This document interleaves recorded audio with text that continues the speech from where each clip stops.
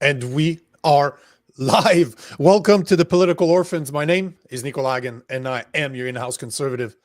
To my left, to my left, to my left is Rob Ambrose, our token lefty. And together, we review what's trending in the news.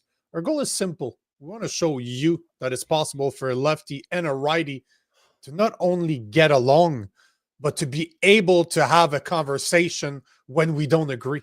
Because never forget, common sense has no political affiliations. What's going on, bro? How's she hanging, brother? How was your weekend? Spend time organizing my fucking studio again. So Yeah, getting rearranging all those books to make you look super smart. I'm so fucking anal about this stuff. Like, no, hold on. There you go. How can I removed that view? It's a shame because like it's super span. I decorated the side. I'm waiting for some LED lights, so I'll make it look pretty, even though it might not show on this show. But Oh, that'd be cool. Yeah, what's going on for you, man? What'd you do? Not too much. I drove my kid and his girlfriend. So he's 16. He's got a girlfriend now, so they wanted to go go to a date on the movie at the movies. So I drove them there and dropped him off at the mall, and yeah, it was pretty funny. It's so what else did I do? I think honestly not a whole lot. Just had to I didn't so my family's out in Halifax, about 4 hours away. So I stayed here in Fredericton this weekend. So kind of by myself, but I got together with a buddy, and we just we had our own little Easter dinner. Well, a couple buddies, like two or three guys, and one of the guys' girlfriends, and yeah, it was fun. Did you guys have a big old Italian Easter dinner? I definitely overate. I feel like shit today, bro. Yeah, I ate way too much crap. And you have the father that used to own a pizzeria that's from Sicily, so he barely speaks any French or English, but he can cook. He can cook. And the mother's a professional baker, so yeah. There was plenty of shit to be eaten, and I ate a shit ton of it, so I can't wait to go to the gym today, because goddamn, I need to go sweat some of that shit out. What was the big desserts? Did you guys have she made a traditional Italian pie. I'm not sure how you call it, but it's a pie, and the inside is a mix of, it's kind of, I don't even know how to describe it. It's kind of a texture between whipped cream. Shit, man, she would kill me not knowing this, but it's kind of not too sweet, but like the inside is just amazing. I just can't remember what it's called. And she made those. It's almost a croissant that's split in two. Like, she makes a lot of pastries. So. Yeah, I don't know what they're called. I just like to fucking eat them. Yeah. Don't. Who cares what they're called? As long as we. You could call them whatever the fuck you want. I'm still gonna. Yeah. Cheryl, how's it going? How was your weekend? What's going on, Cheryl? And Steven, I haven't seen him for a few days. Steven says, I'm feeling a little optimistic right now for Canada. Oh, interesting. What? Yeah. Where did that come from? Are we talking about, like, is there new polling out, or did something happen over the weekend, or did you just have a good weekend and now exactly. It's affecting your judgment? Because I don't see it, bro. Yeah. And me, it's even worse. But hey, this is me being me, right? Yeah, guys, if you're out there listening, tell us about your weekend. What'd you guys do for Easter? Don't like, comment, share. Oh yes, of course, all that stuff. I'm so bad at this, but now, sorry for cutting you off, but I have to say it.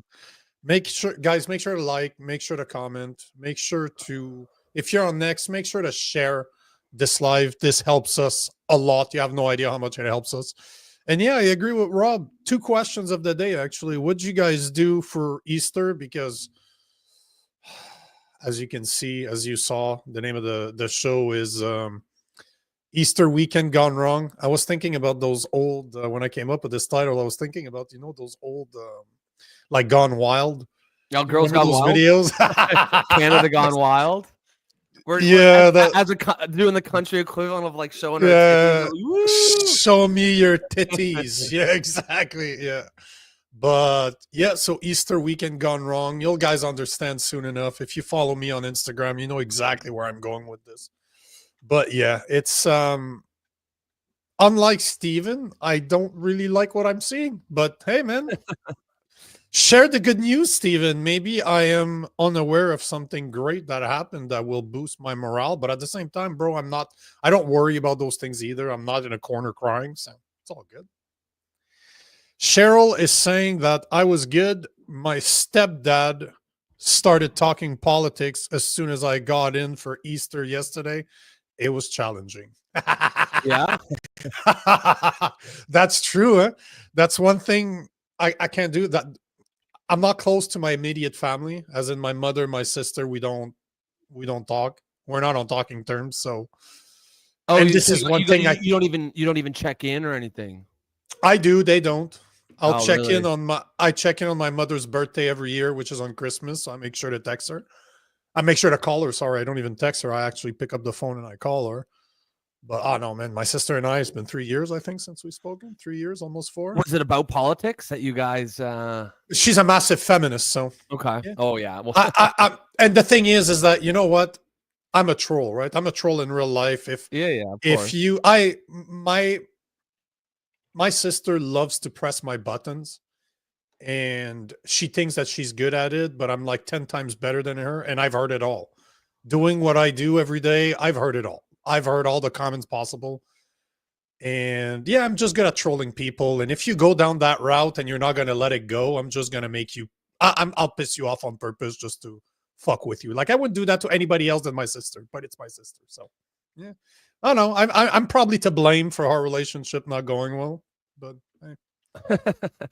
Do you like? Did you guys have a good relationship growing up? No, no, bro. I was, I was a drug addict for years. I was an alcoholic. I've done a lot of shit. Like I stole from a lot of people. I've done a lot of dumb shit when I was younger, and I was not a good boy. I was not good, man. I was not good. But this is one of the problems that I have in my family.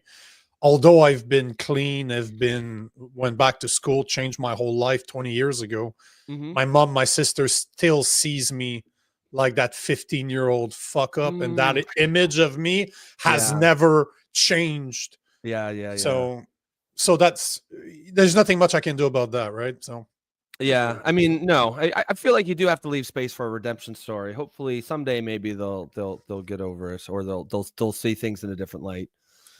You know, I thought that having a child would do that. I thought that the fact that my sister's a massive feminist and does not want to have children, I thought that this would kind of initiate, like, what's the word I'm looking for? You know, it would press my mother to want to be part of our son's life. Same thing for my sister. And I reached out to both of them when we learned. I even reached out to my sister after 3 years, just saying, hey, my wife's pregnant. If you want to be part of of Eli's life, you're more than welcome. She's basically saying, yeah, no, thank you. Really, eh? Oh yeah, her message was extremely dry, as in like fuck off, go suck a dick type of deal. She doesn't swear the way I do. You're having a kid, and oh yeah, I reached out to my mother as well, and my mother can't get past our past relationship, like the way that we've been in the past. So yeah, it's because again, the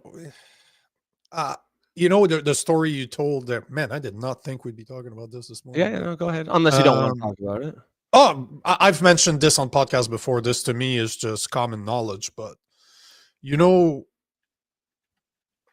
told a story like this weekend, for example. You said that you didn't have anybody to spend, like your family wasn't close for Easter. Yeah. So you spent it with friends, right? To me, makes 100% sense. That's what you do. Mm-hmm. But during COVID, my mom did not want to see me. Neither did my sister. To a point, my mom even told me, I'll never forget that. My mom told me when I told her about the fact that my job was, and when I say my job, I'm not talking a job. I wasn't fucking working in a department store.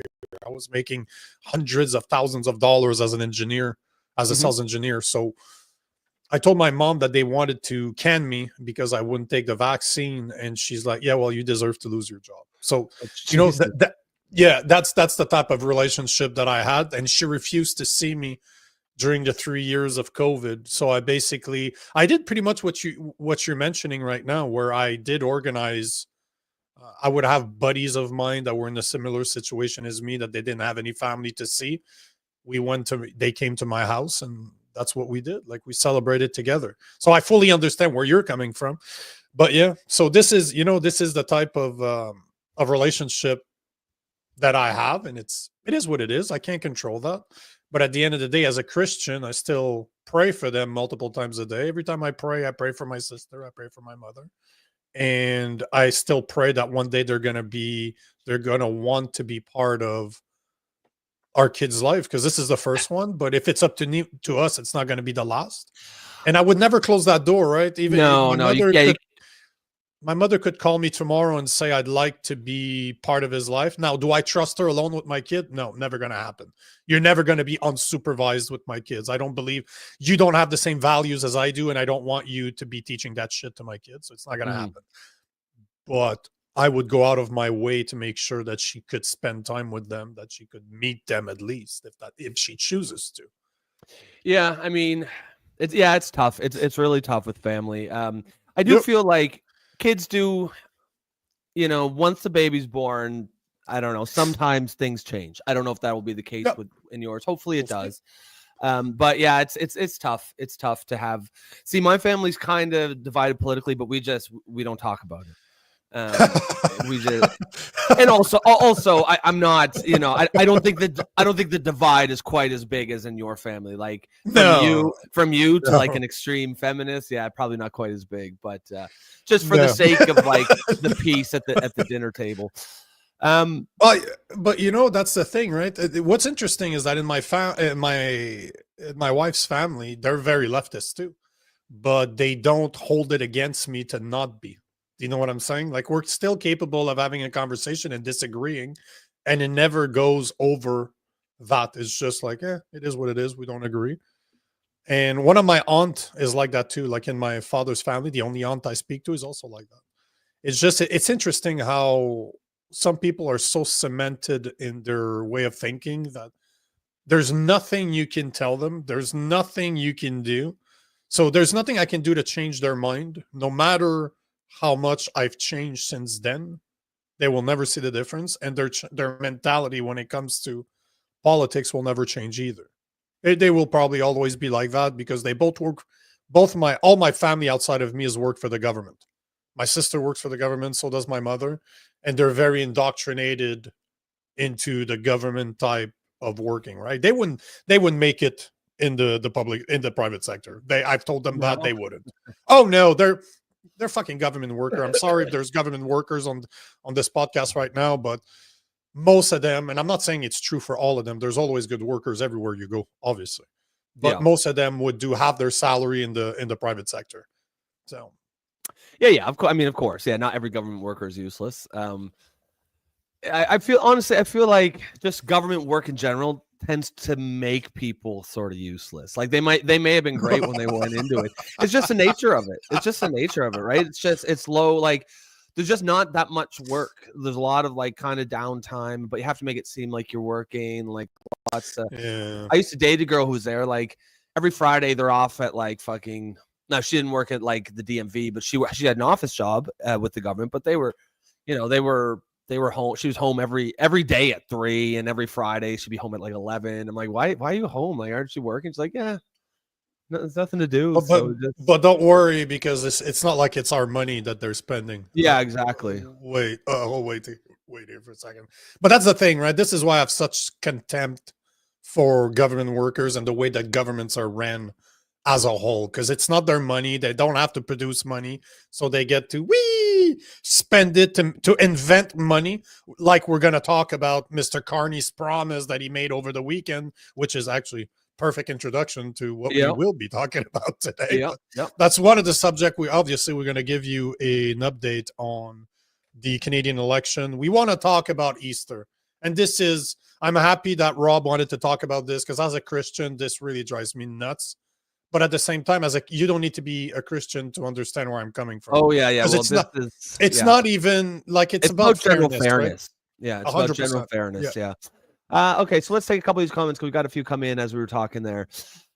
Steven, so remember he was feeling optimistic and we were wondering why. He says, maybe it's just my riding, but I saw a lot of positivity from people that aren't voting Carney at least, but I do think people have more faith in Poilievre than I do. I don't know. I feel a sense of a sort of a shift to like the polling kind of freaked everyone out maybe a few weeks ago, but something seems like, I don't even know. I haven't checked the polling lately. I'll do that as we talk. Bro, I've seen some polling that are literally Poilievre in the 50s. So no, like I've seen some polling where Poilievre, like I told you, it's not close. So they're making it sound like it's close. It's close. It's not. It's really not. Well, because like I just Google here and it's like I look at this headline from Routers. It's from 34 minutes ago. It says Carney ahead in polls Carney surges ahead in polls. Like surges? Did he surge ahead? That's clickbait, bro. But the same thing again. Remember what happened during Kamala Harris and Trump?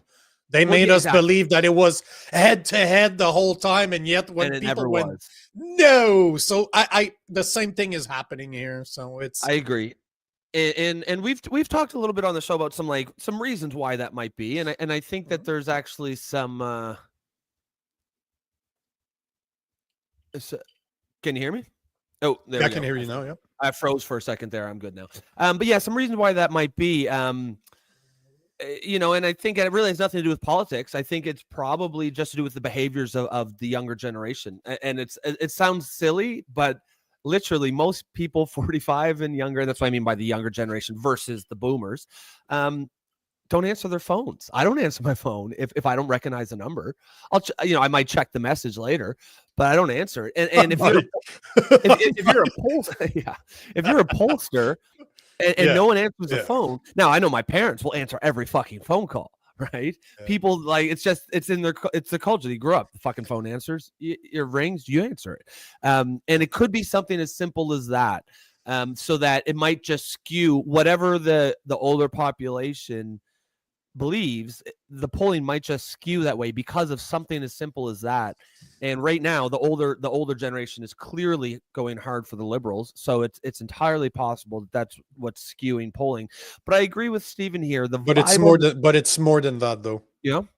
Oh yeah, because I was in the US during the last election, and one of the things we've noticed is it was okay for people to be voting for Democrats, but unless you were down south, it was not okay for people to vote for Trump. Yeah, for sure. So, and I think that the same thing's happening here is that it is accepted in Canada to vote Liberal, but the more that the Liberal are pushing the idea, that fucking false idea that Poilievre's a real conservative and he's a Trumpist, people are just like, you know what, I'll vote for Poilievre, but I won't advertise it everywhere. Even if you ask me, I wouldn't be surprised if most people that have that conversation won't even admit that they would vote for Poilievre just because of the stigma that's attached to it. We saw the same thing in the US when it was Trump against Kamala. It was okay to vote for Kamala because obviously she's a black woman, she deserves that job, right? Yeah, of course.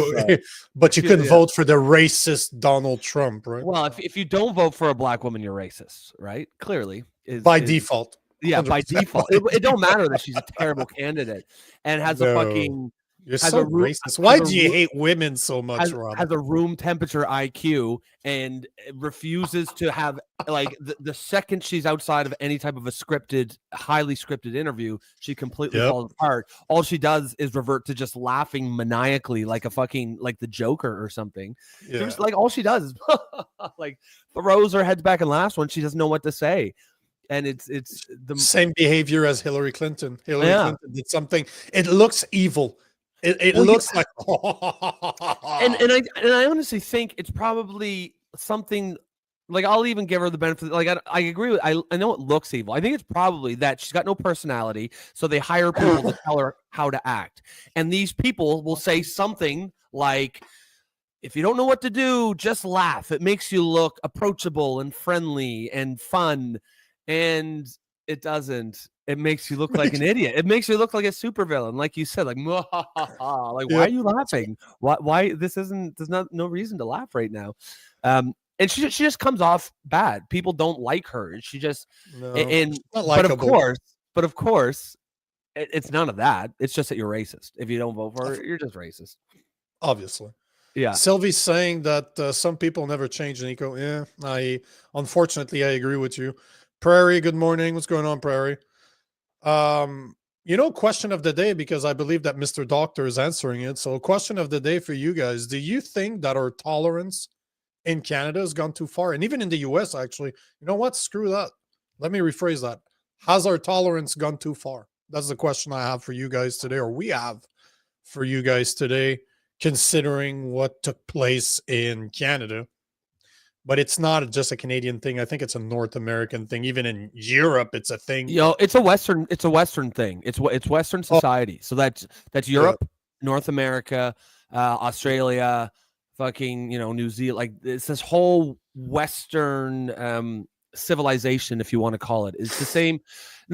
Politics seems to be multinational these days. We talked about this the other day, how, like, it's interesting how guys like Tucker Carlson and Patrick Bet-Davis are even interested in having someone like Maxime Bernier on their show. Yep. 10 years ago, they would not have given the slightest shit about some obscure Canadian politician. But now they're touting him like he's a rock star. And it is because politics have the internet has blurred the borders, and politics is multinational now. All the same woke bullshit that's happening in America is happening in Canada. It's happening in Europe. It's happening in Australia. So I think, I think it's an interesting dynamic there. But that's a good question, point from Mr. Doctor. And I believe that's the first time we've seen him today. If so, welcome to the show. Hopefully, we've seen Mr. Doctor before.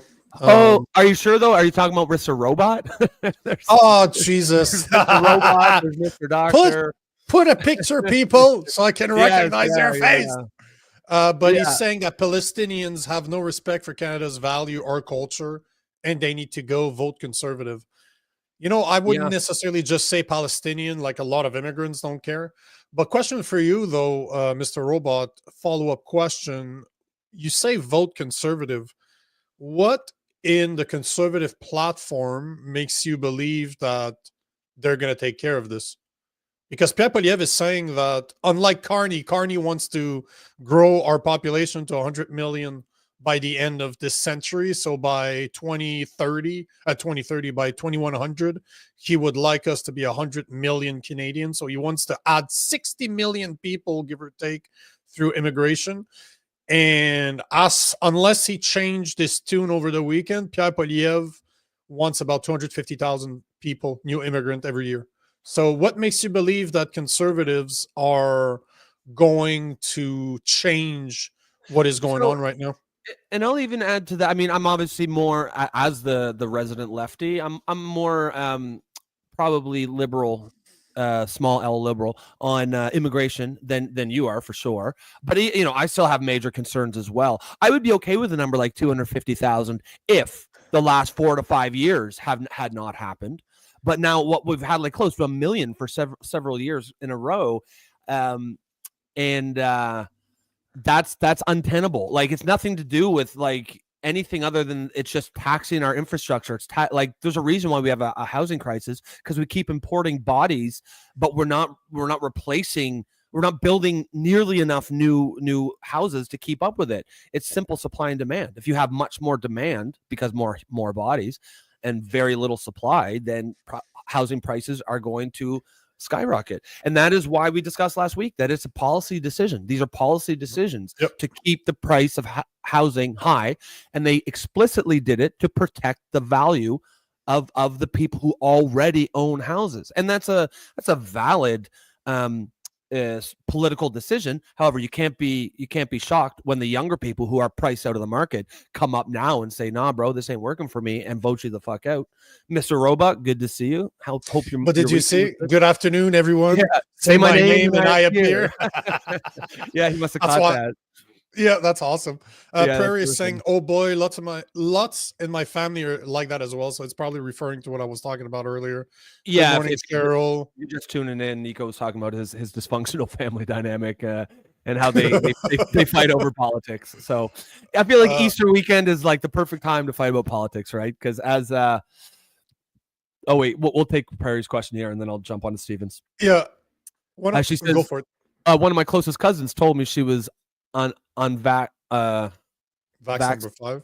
Oh, Vax 5. Oh shit. And we haven't spoken since we had that conversation. I mean, I'm okay. I think, if someone told me they have 10 vaxes, 20 vaxes, I'd be like, yeah, cool. I don't care. I start to care when you tell me I need to have, that many or even any. I don't want someone telling me what to do or what to put into my body. And as Perry says, the Pope passed away this morning as well. Yeah, we're going to talk about that. I feel like we have to because it's newsy, right? At the same time, I'm like, yeah, I don't give a shit. Fuck the Pope. But I mean, we'll talk about it. Like I'm obviously being silly. Hopefully, there's no Catholics here. But it's kind of even as a Christian, I don't believe in the Catholic Church. I really don't. Like, yeah. I don't like the. You need to put yourself between me and God. You really don't. Like, I have a personal relationship with my God. I don't need a church to tell me how my relationship should be or be the interpreter of my faith. I really don't need this. I like to go to church to meet other people that have faith in God, not to receive a blessing as to, oh, you're doing something right or you're doing something wrong. But I can understand there's still beauty, like in Italy where my wife's from. You look at some of the ceremonies. She sent me some videos of the Easter ceremony in Italy. Oh, bro, it's just, there's something beautiful about it, though. Oh, yeah, it's timeless, right? Oh, yeah. It's absolutely beautiful. Sylvie's saying that polls are bogus. Yeah, agreed. What's up, Canada 2.0? Oh, shit, what's going on, bro? I haven't talked to you in a while. That's somebody we spoke behind the scenes. What's going on, man? Thanks for joining. He's saying that Carney is a media construct, just like Kamala. Yeah, I kind of agree. Ding, with ding, you ding, ding, ding, ding, ding, ding. Winner, chicken dinner right here. Yeah. Well, wait, Cheryl says, yes, Perry, there were posts about the Pope's death being foretold in the Bible and Revelations. Really? I mean, I'd have to. Yeah, no, I've been hearing that a lot. I'd have to say, yeah. I mean, I'd have to see that.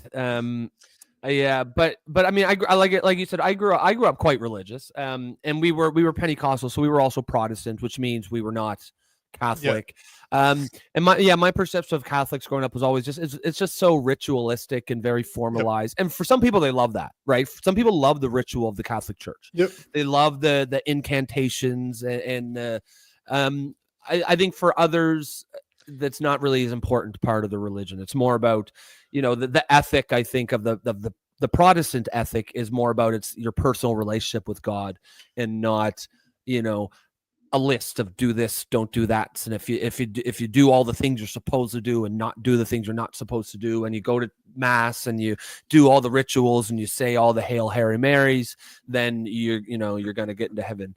And there's nothing, that's not an inherently bad belief. There's nothing wrong with that. I'm just saying it is different from the Protestant ethic for sure. There's a lot of dogma in in the Catholicism, and that's my problem. I don't like dogma. But see what Cheryl's talking about here. I don't believe that it's Revelation itself that speaks about it, because I don't remember reading that. But one of the things that I've seen is a lot of interpretation saying that this was our last pope before Christ is coming. Like there's no more pope after Francis. Well, I mean that'll be easy enough to prove or disprove, because we'll see here in a few days. My point exactly. So we'll see, because if for some reason in 2 weeks, because normally it takes, I think, a week or two in order to get another pope in place. So if in a month from now, if we still don't have a pope, get on your knees, start praying, motherfuckers. Well, it's always funny when these sort of religious, prophets or people make these sort of prophecies, and then it never comes to pass. But everyone just forgets about it. No one ever goes back and is like, I'll remember and I'll call it out. But I'll also call it out. Hey guys, we still don't have a pope. It's been a month. Just saying. Yeah. For sure. I mean, I would imagine to start praying. Yeah. Well, the fact of the matter is there's a very, because the Catholic Church is very ritualistic and they have their very rigid procedures. It would be, there's things put in place as soon as the Pope dies to start the search for the next one. Yeah. So if we don't see activity of that, within the next few days. Like that would be a huge, like it would certainly be a major issue. If you want to know more about how popes are chosen, you can watch the end of Eurotrip. They talk about it. Yeah, they do talk about it. Do, the white smoke. Yeah, and it's funny because they do have the white smoke. I know. I don't know. What they talk about is actually true. It's just they make fun of it, obviously. Yeah, of course. They chose it, and you and he comes out just accidentally looks exactly like Paul is like, what the fuck? He's watching TV. Like, what the fuck? So Steven is saying that I always assume polls are a lie. For me, my question is always, why is this the lie today? What's the strategy when I look at the polls? I mean, so just to go back, have people follow Carney? Robbie hates women. Actually, it's funny that's this one here. Robbie, I forgot. Thanks, Sylvia. So yeah, I mean, I agree. I don't trust polls that much these days either. And I'll even give them the benefit of that. I don't think that the pollsters are lying. I don't think that they just, they take their numbers and it actually says Poilievre's ahead and they just say, no, we'll change that. I think the way that polls are taken these days just it might have worked 30, 40, 50 years ago when everybody answered their phone. It doesn't necessarily work with today's behaviors. And as you said, the other thing too is 40, 50 years ago, no one was like, whether you voted Democrat or Republican, there wasn't a taboo against either one. No one was afraid to say they were going to vote Republican the way that they are today. So I think that's also a major factor for sure. Mr. Joe Stradamus, what's going on, bro? They basically, through that election, it was the exact same false dilemma strategy they used with Hillary versus Trump, I would imagine. Hold on. Mitchell Lewis, what's going on, man? There's even a word for when tolerance goes too far. It's called naive. Yeah. Right. I struggle with that one. When is it not naive anymore and it's stupidity? They say that there's a fine line between cockiness and confidence. There's also a fucking fine line between being naive and being stupid. I don't know when you cross it, but I've seen a lot of people on the wrong side of that line. A lot of them. I agree with that. I just want to quickly go back. So funny here. Sylvie says Robbie hates women. No, but it's funny because she actually spelled my name correctly the first time. Last week it was Robby. So I just wanted to point that out. You're getting closer, Sophie or Sylvie. Sorry. I like how you don't address the part that's your woman hater. Yeah, I mean, everyone knows that. That's just a given. Did you hear about that? She's right. I completely forgot about that. We should bring it up later on. Did you see that? So Poilievre is in Carleton, if I remember correctly. That's the name of his riding. It's just outside of Ottawa. Okay. And right now they have something stupid like, I don't remember if it's 91 candidate, but I saw a video. The guy shows all the candidates that are trying to get elected in his riding, which is a small town outside of Ottawa. There's nothing there. 91 candidate. Like the guy unfolds the tab, like the actual voting paper. Really? And it's like, you have to search. They're doing it on purpose, right? They're just trying to water it down. But again, this is what always makes me laugh. And you saw the same thing in the US. It seems that it's always the left that goes out of their way to make it unfair. They want to be tolerant. They want everything to be fair unless you disagree with them. Yeah, I agree. I agree with that. Yeah. I don't see conservatives do that. I don't see Republicans do that. I don't see libertarians do that. I see the woke left always trying tactics like that to try to. It's like, who's ripping all the signs off? Well, yeah. I mean, the side of whoever the side of the violence is, and it doesn't have to be violence against the person. It can be like the things with Tesla going on down south, like violence against property. Yes, that's a real thing. That's usually the side that's not the winners. Now, I wanted to just quickly show you guys something, just because we were talking about that, like I forget who it was a minute ago was talking about like the soft society and the question of the day here, right? Has our tolerance gone too far? So it reminded me of something that Friedrich Nietzsche said, and he's obviously like one of the most famous philosophers ever. This is something he said about toxic empathy, and this was what 120 years ago. And it sounds like it could have been written yesterday. I just think it's so relevant here. Can you guys see this? Yep. Okay. So he says, there's a point in the history of society when it becomes so pathologically soft and tender that, among other things, it sides even with those who harm it, criminals, and does this seriously and quite honestly. Punishing somehow seems unfair to it, and it is certain that imagining punishment and being supposed to punish hurts it, arouses fear in it. Is it not enough to render him undangerous? Society asks. Why still punish? Punishing itself is terrible. With this question, herd morality, the morality of timidity, draws its ultimate consequence. And I thought, like I said, it was 120 years ago. It could have been written today, and it's perfectly relevant to the question of the day. The fact that people are seeing these issues a long time ago suggests it isn't new, right? Like this is a problem. There is something in the human psyche that does this. And you know, I think it's directly related to, you've talked before about the fourth turning, or the famous quote. I'm sure everyone, you know, what is it, like good times come from hard men, and strong men create good times create weak men. Weak men create bad times, and bad times create good men. And I feel like that's probably the pattern.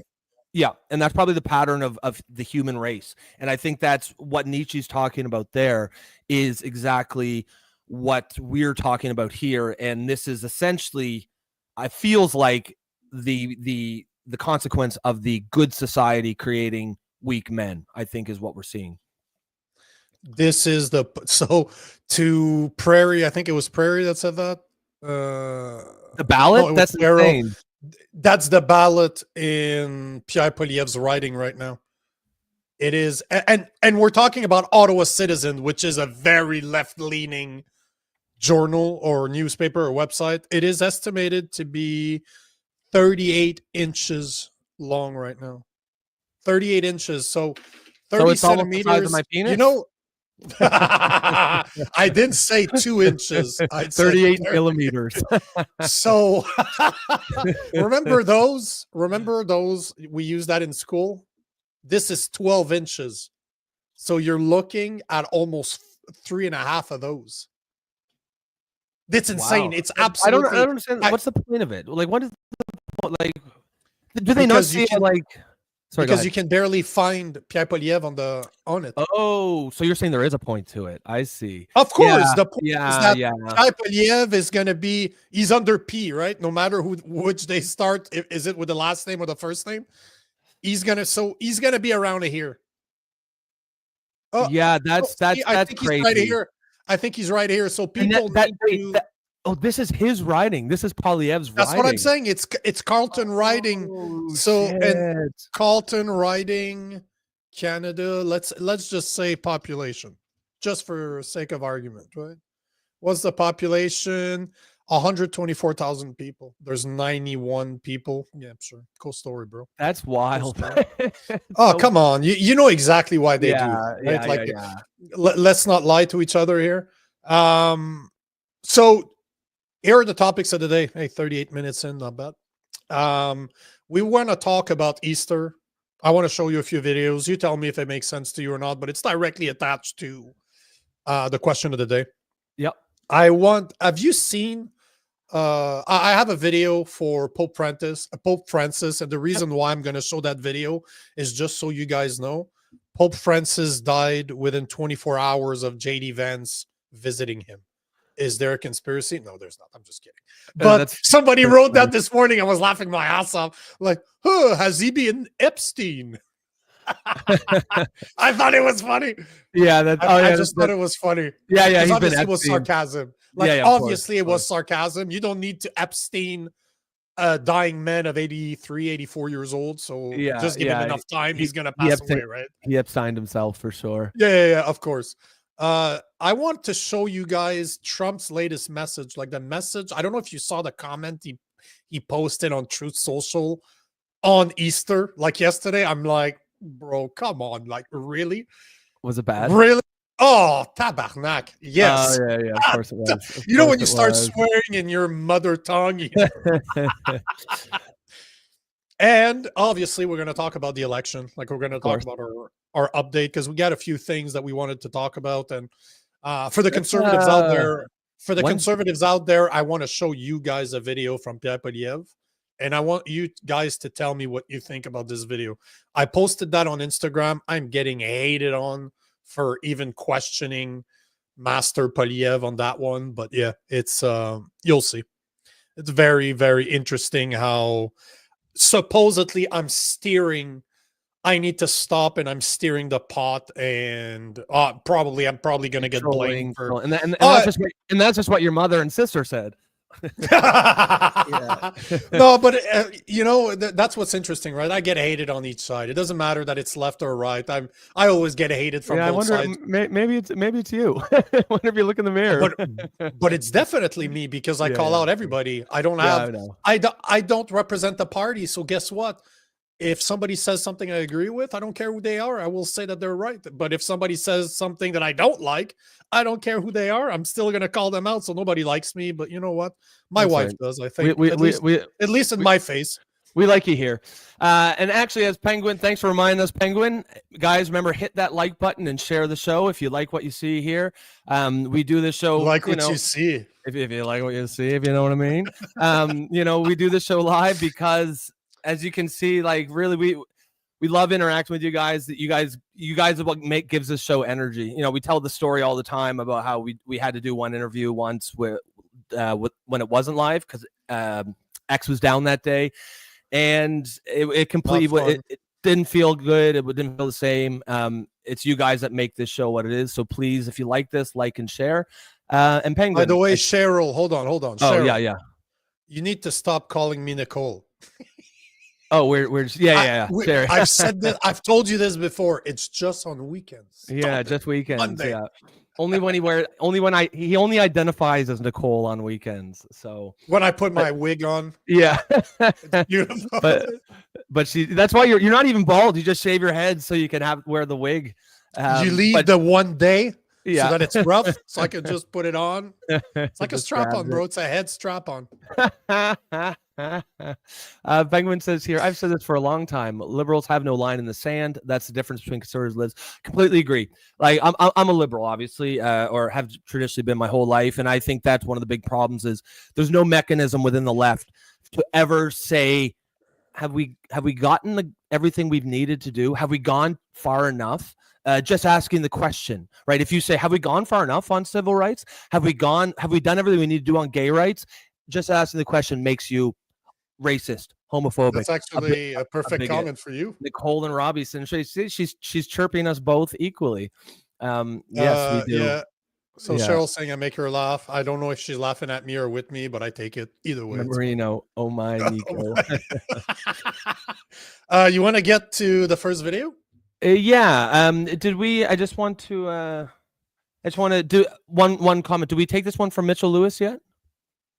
No, I don't remember zealotry. So no. Yeah, that's because I just want to take because usually, like if it's he put some time into it, so I just want to quickly acknowledge that. So he says, "Hard agree." I actually don't remember what we were agreeing on, but zealotry on display. At least the evangelicals point to a society fostered by their ideology. The woke can only point to evangelical societies that they've destroyed or actively destroying everything. Yeah, I mean, it's easy to say, the woke is like they act to destroy society, and then when it's destroyed, they say, "See." It's very very easy to do that. See, I told you. It's very easy to do that, and of course that is extremely nihilistic, and it's not a way to build society. It's the only way to destroy them. I have a great recipe, remedy for everybody out there too. Right? I'll cause the problem, and then I'll sell you a remedy. Oh yeah, well that's what is that? That's what we call the carbon tax solution, where the liberals will impose a ridiculous tax, and then after they sucked a few $1 billion out of it, remove it and be like, guys, see what we can do for you? Yeah, you're welcome. You're welcome. Kiss my feet because I took it off. You're welcome. Sylvie says, I tagged both of you on X of 2 different videos of Polyev not denouncing the Paris Accord and actually saying no clue he has what the SDGs are. Okay, thanks. We will check that out. SDGs. Full disclosure, I don't know what the SDGs are. Yeah, let's quickly SDGs. Google that. Although I'm not running for prime Oh, minister. Sustainable Development Goals. Okay. So all part of the climate change jokes. I mean, I got you. Yeah. Want to start with the first video? Yeah, let's do that. So this is the title I wanted to. This is what the main story is today, at least in my books. And again, this has nothing to do with you being Christian or not. It's really, if you join us before, if you've been here for a while, you probably understand by now that I'm all about fairness. It needs to be fair right down the middle. And I will call out the hypocrisy. And this is what this is all about, is the hypocrisy that I keep on seeing everywhere. Rob and I have spoken about this before, but the main reason I wanted to bring this morning is just, man, I saw there's a bunch of videos coming out of how people have celebrated Easter. I'm not even sure that celebrated is a proper word to use to explain what I'm going to show you, but I have three different videos, one out of Montreal, one out of Toronto, and one out of Alberta. And please, for the people out there, tell me that there's not a massive hypocrisy going on right now, that I'm on crack, that I'm wrong. And if you think I'm wrong, please tell me why I'm wrong. Please tell me that I am wrong, that I'm a zealot, I'm a bigot, I'm whatever you want, whatever the name is to describe who do you think I am. But please explain to me, why do you think I'm wrong? But here is this video. The next video was taken out of Toronto. It was taken on Friday, Good Friday, right in front of the Toronto Hall, like City Hall in Toronto. So this was done on Easter Friday.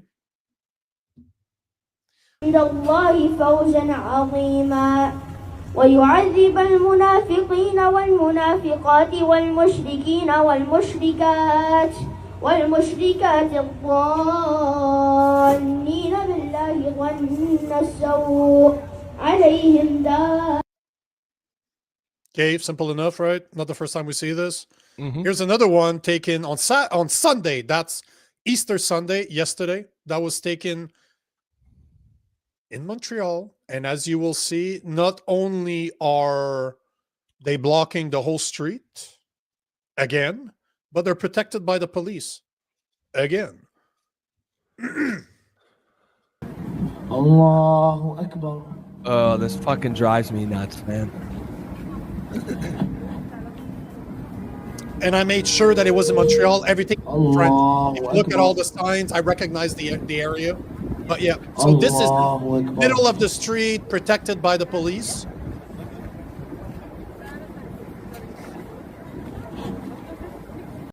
Now, here's the one I really wanted to show you guys. So this, we're not talking about old videos from years ago. Those were taken by people that I personally have interacted with.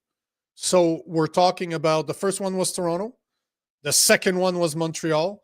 And this is Alberta, supposedly the most, what's the word? Patriotic. I believe that Ottawa, not Ottawa, but Alberta is probably the most patriotic Canadians in the country. Like, if you ask me to pick a province, it would be them. But this following video, Alberta, Alberta, as in they believe in, like, to me, that's the last place where Canadians really exist, it seems like. So here's the video. Here's a video of a pastor getting arrested on Easter Sunday for preaching on a corner street. So now that you've seen what Muslims are allowed to do, here's a pastor. And it's a longer video. It's probably 2.5 minutes long, but you hear the conversation with the police officer. It's, oh shit, why didn't it work? Hold on. You see the interaction with the police, and it's just, man, like, what? I just stopped though. So you're, But what it was, so if you heard what she said, I should have said it, but she's like, she's questioning them because he was speaking on a loudspeaker. Because the two other What? videos I just showed you were Meanwhile- not on loudspeakers, right? Fucking One Durka of over them here is had- fucking blasting fucking their One of bullshit. them had DJ speakers on stands, on kickstand on the ground. The other one, you can clearly see that he had his microphone between his legs as he's spraying. But I just wanted to make sure because the video starts right there, right? So she's basically approaching them because they were loud on the speaker. But listen to the rest. Yelling on a loudspeaker. I just stopped though. Okay, So but you that's were done now. But Yeah. what it was is I showed up. I observed the offense happen. Okay, so now you do. This is what you have to provide your ID, and then you'll be free. What law is You that? have to provide your ID. I will arrest you for obstructing. No, I don't. I know, but what is the law? What is the number of the If you law don't, that I will says that? arrest you for obstructing. A disturbance. No, I You get that. committed an offense. For what? Okay. This is Like for preaching. causing a disturbance. For preaching the gospel. I'm That is not no saying- offense. This is Canada. Is not. Yeah, we're allowed to preach the gospel. Okay. It causes offense to preach Christianity. If you do not provide me your ID in the next 10 seconds, I will 10 arrest seconds. you. Okay. But I want to know the law though that says that I have to give You're it. under arrest for No, I'm obstruction. not. Put your hands No, I'm not. What?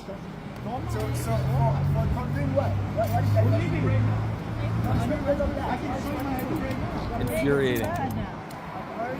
You know what I like about this is a little twig, 120-pound woman trying to act tough with a guy that outweighs him, that outweighs her by probably 100 pounds.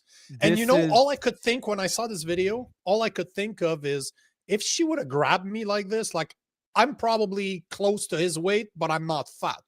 If she caught me like that and I just did this, just like, you know, just stop her. She can't force me. She weighs 120 pounds soaking wet. She grabbed my wrist. She ain't moving it. I'm used to fighting with grown men. Little Twiggy here is not doing anything.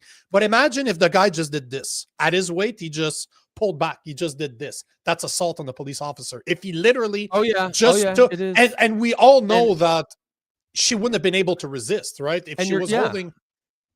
No, Because all I could think of, my reflex, if somebody grabs my wrist after 20 years of martial art, what's the first thing I do? I swim and I protect myself. Like, and then my wrist is out and Yeah. it goes right to my face to protect me. What Yeah. That's assault. and then you're fucked. And then you're Because she's gonna get a go criminal flying. record. If I do Yeah. that on a 120-pound person, sorry, bruh, you're gonna fly because I'm a lot bigger than you are. Yeah, I agree. But what do you think? Like, what do you guys think for the people out So, there that I'm gonna take some of the I comments. showed 3 videos. One in Toronto on Easter Friday. They're praying out loud with massive DJ speakers right in front of the town hall in Toronto. And this is not the first time. There's dozens of those videos at the exact same place. You can see dozens of those videos where they're blocking Bloor in Yonge, which is the busiest intersection in fucking Canada. They have it shut down. Then I showed you one in Montreal on Easter Sunday. And then I show you one in Alberta on Easter Sunday where the guy is at a corner, like he's literally on the sidewalk. I didn't even see the speaker, but he's being arrested for, first, it's a noise complaint, basically. And then 2, because he didn't provide his ID. So he was approached because of a noise complaint. And then supposedly he gets arrested because he refuses to provide his ID. That's basically what we're seeing here. Yeah, and it's I'm going to take a couple of these comments here, but essentially the audience is more or less agreeing with both of us. Perry says, "Oh, for fuck's sakes." Penguin says, "All this is to show force to intimidate." That is 100% exactly what it is. And we in the West, we need to wake the fuck up about what's going on here. You want to come to this country, worship whatever religion you want in the privacy of your mosques. I'm all for it. If there was any law being passed saying Muslims could not worship in their mosque, I'd be down in the streets supporting them because I believe in freedom of religion. But freedom of religion also means freedom from religion. You do not get to impose your religion on the rest of society. We have a secular society. That is one of our values. And we need to start applying a values test to immigration. We cannot allow people come in here who do not share our values, who want to destroy this country from within because they hate it. And we are, there's if you're familiar with Gad Saad, he's a fairly well-known academic. At least he used to be out of Montreal. Yeah, he still is, I believe. Elon Musk retweets him a lot. He's a pretty Yeah. smart guy. He's got a book coming out called Suicidal Empathy, and that is the best word you could describe the West right now.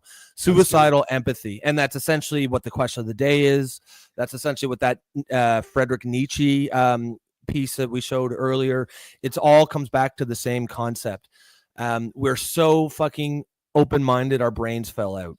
And it is absolutely enraging, as Sylvie says here. These displays absolutely enrage me.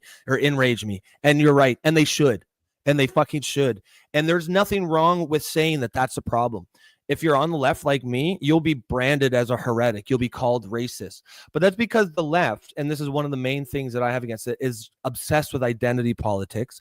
And they have a list of favored identity groups and unfavored ones. And if you're at the top, if you're a favored one, like trans, like Muslims, like illegal immigrants, you essentially can do whatever the fuck you want.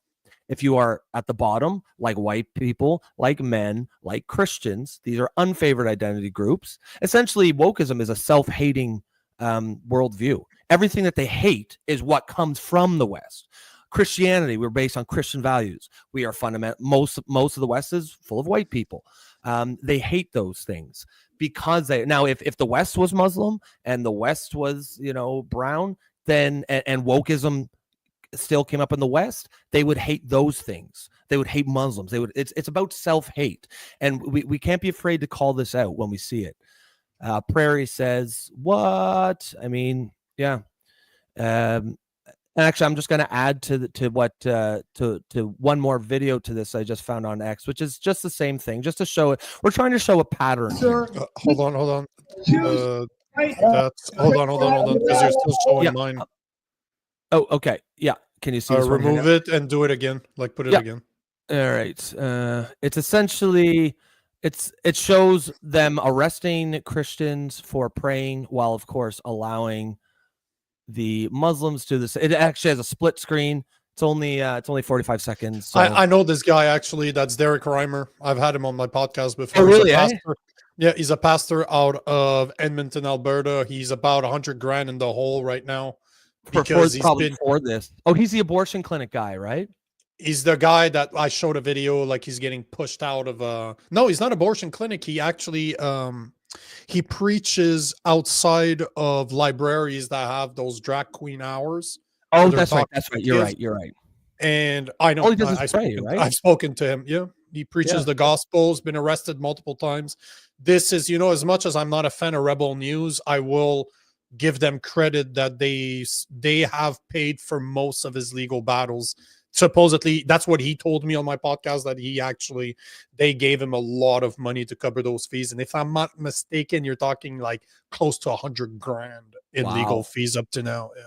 That's wild. So I'll just play this here. That is good news, even for this officer, where this officer, he can choose Jesus Christ and he can repent. And this officer can repent today and turn to Jesus Christ. That's good news. This is an unlawful assembly here. This is un-Canadian. Palestinians would stop all of you. It's called freedom of speech. It's against the law. It's an injunction. You guys want to step Adam, step back. Adam, step back. Remember your oath. Can I grab his keys? Can I grab his keys? And you know what bothers me the most about all of this? We were talking about this last week, how in the debate, when we were covering it, none of them spoke about this. None of them spoke about immigration. None of them spoke about this. And this bothers the shit out of me because I do not know. Those videos I've shown to multiple people. I have not seen one single one be like not caring. Yeah, we all have everybody has an opinion. It doesn't matter that you're for it or against it. This is one of those things that absolutely everybody has an opinion on. Yet they did not talk about it during the debate. And to me, it was done on purpose because the four party that was represented there on that stage don't have the balls to talk against this. I agree. Like even Poliev last weekend was with the blue thingy, like the blue, the head wrap for seats. Yeah. As he's like, see, that's the type of shit that as a white Christian, I'm not fucking putting that. You know what? Do whatever you want. I really don't care. You want to be a Sikh? Awesome. I'm happy for you. I would never pander to them saying like putting that stuff on my. Are you kidding me? Yeah, like, bro, that's wild. Like, that's bro, wild. You can want their vote. You're a politician. I get it. But at the same time, you're pandering. By putting that on your head, you're pandering. Because I don't see you walking down the street with a cross on your back to represent Easter, right? So either way. Yeah, no, I don't understand. I hate that too. And we're almost getting to a point now where the immigration issue has allowed so many people in that the politicians are afraid to talk about it. And that's when shit gets really bad, because now no one can run on it. Like even like Polyev should be the one speaking out against this stuff. Like, as you said, it's not about, like, I'm not a Christian. I'm still enraged by it. What I don't like is injustice. I don't like a two-tiered system. I don't like having one specific favored group that is allowed to do whatever the fuck they want. They can shut down society, they can shut down roads, and the rest of us have to fucking pander to them. And then at the same time, while you arrest some guy for peacefully talking, like, I don't think anybody should be out there preaching on the streets. But if you're going to allow it for one group, you have to allow it for the others. The fact of the matter is, just go the fuck into your mosques and your churches and your synagogues. Like, they're not even preaching. That's the worst no, part. They're just literally taking over intersections altogether. You know that, just that. Like, forget the arrest. Forget Derek Reimer getting arrested. Forget the guy I showed that got arrested. Can you imagine if Christians were to block an intersection like that? It would never fly. You know that it would never fucking fly. Absolutely. It's a show of force. It is dominance, and we are pathetic, and we are a bunch of simps and cucks if we sit there and we accept this, because we do not have to.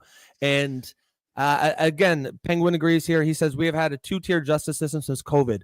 Muslims were allowed to pray and go to their mosques, whereas Christians were arrested. That is so true. And it's fucking infuriating. Well, you know, it's just like your mother or your sick grandmother had to die alone. You know, they had people going around on Easter and like Thanksgiving to see if there was more than one car in the driveway to suggest there's a gathering at the same time. The second fucking BLM supports a fucking riot because of George Floyd, that's perfectly okay. And they actually had genuine health or supposed health experts come out and say, oh, but that's okay because racial justice is a public health issue.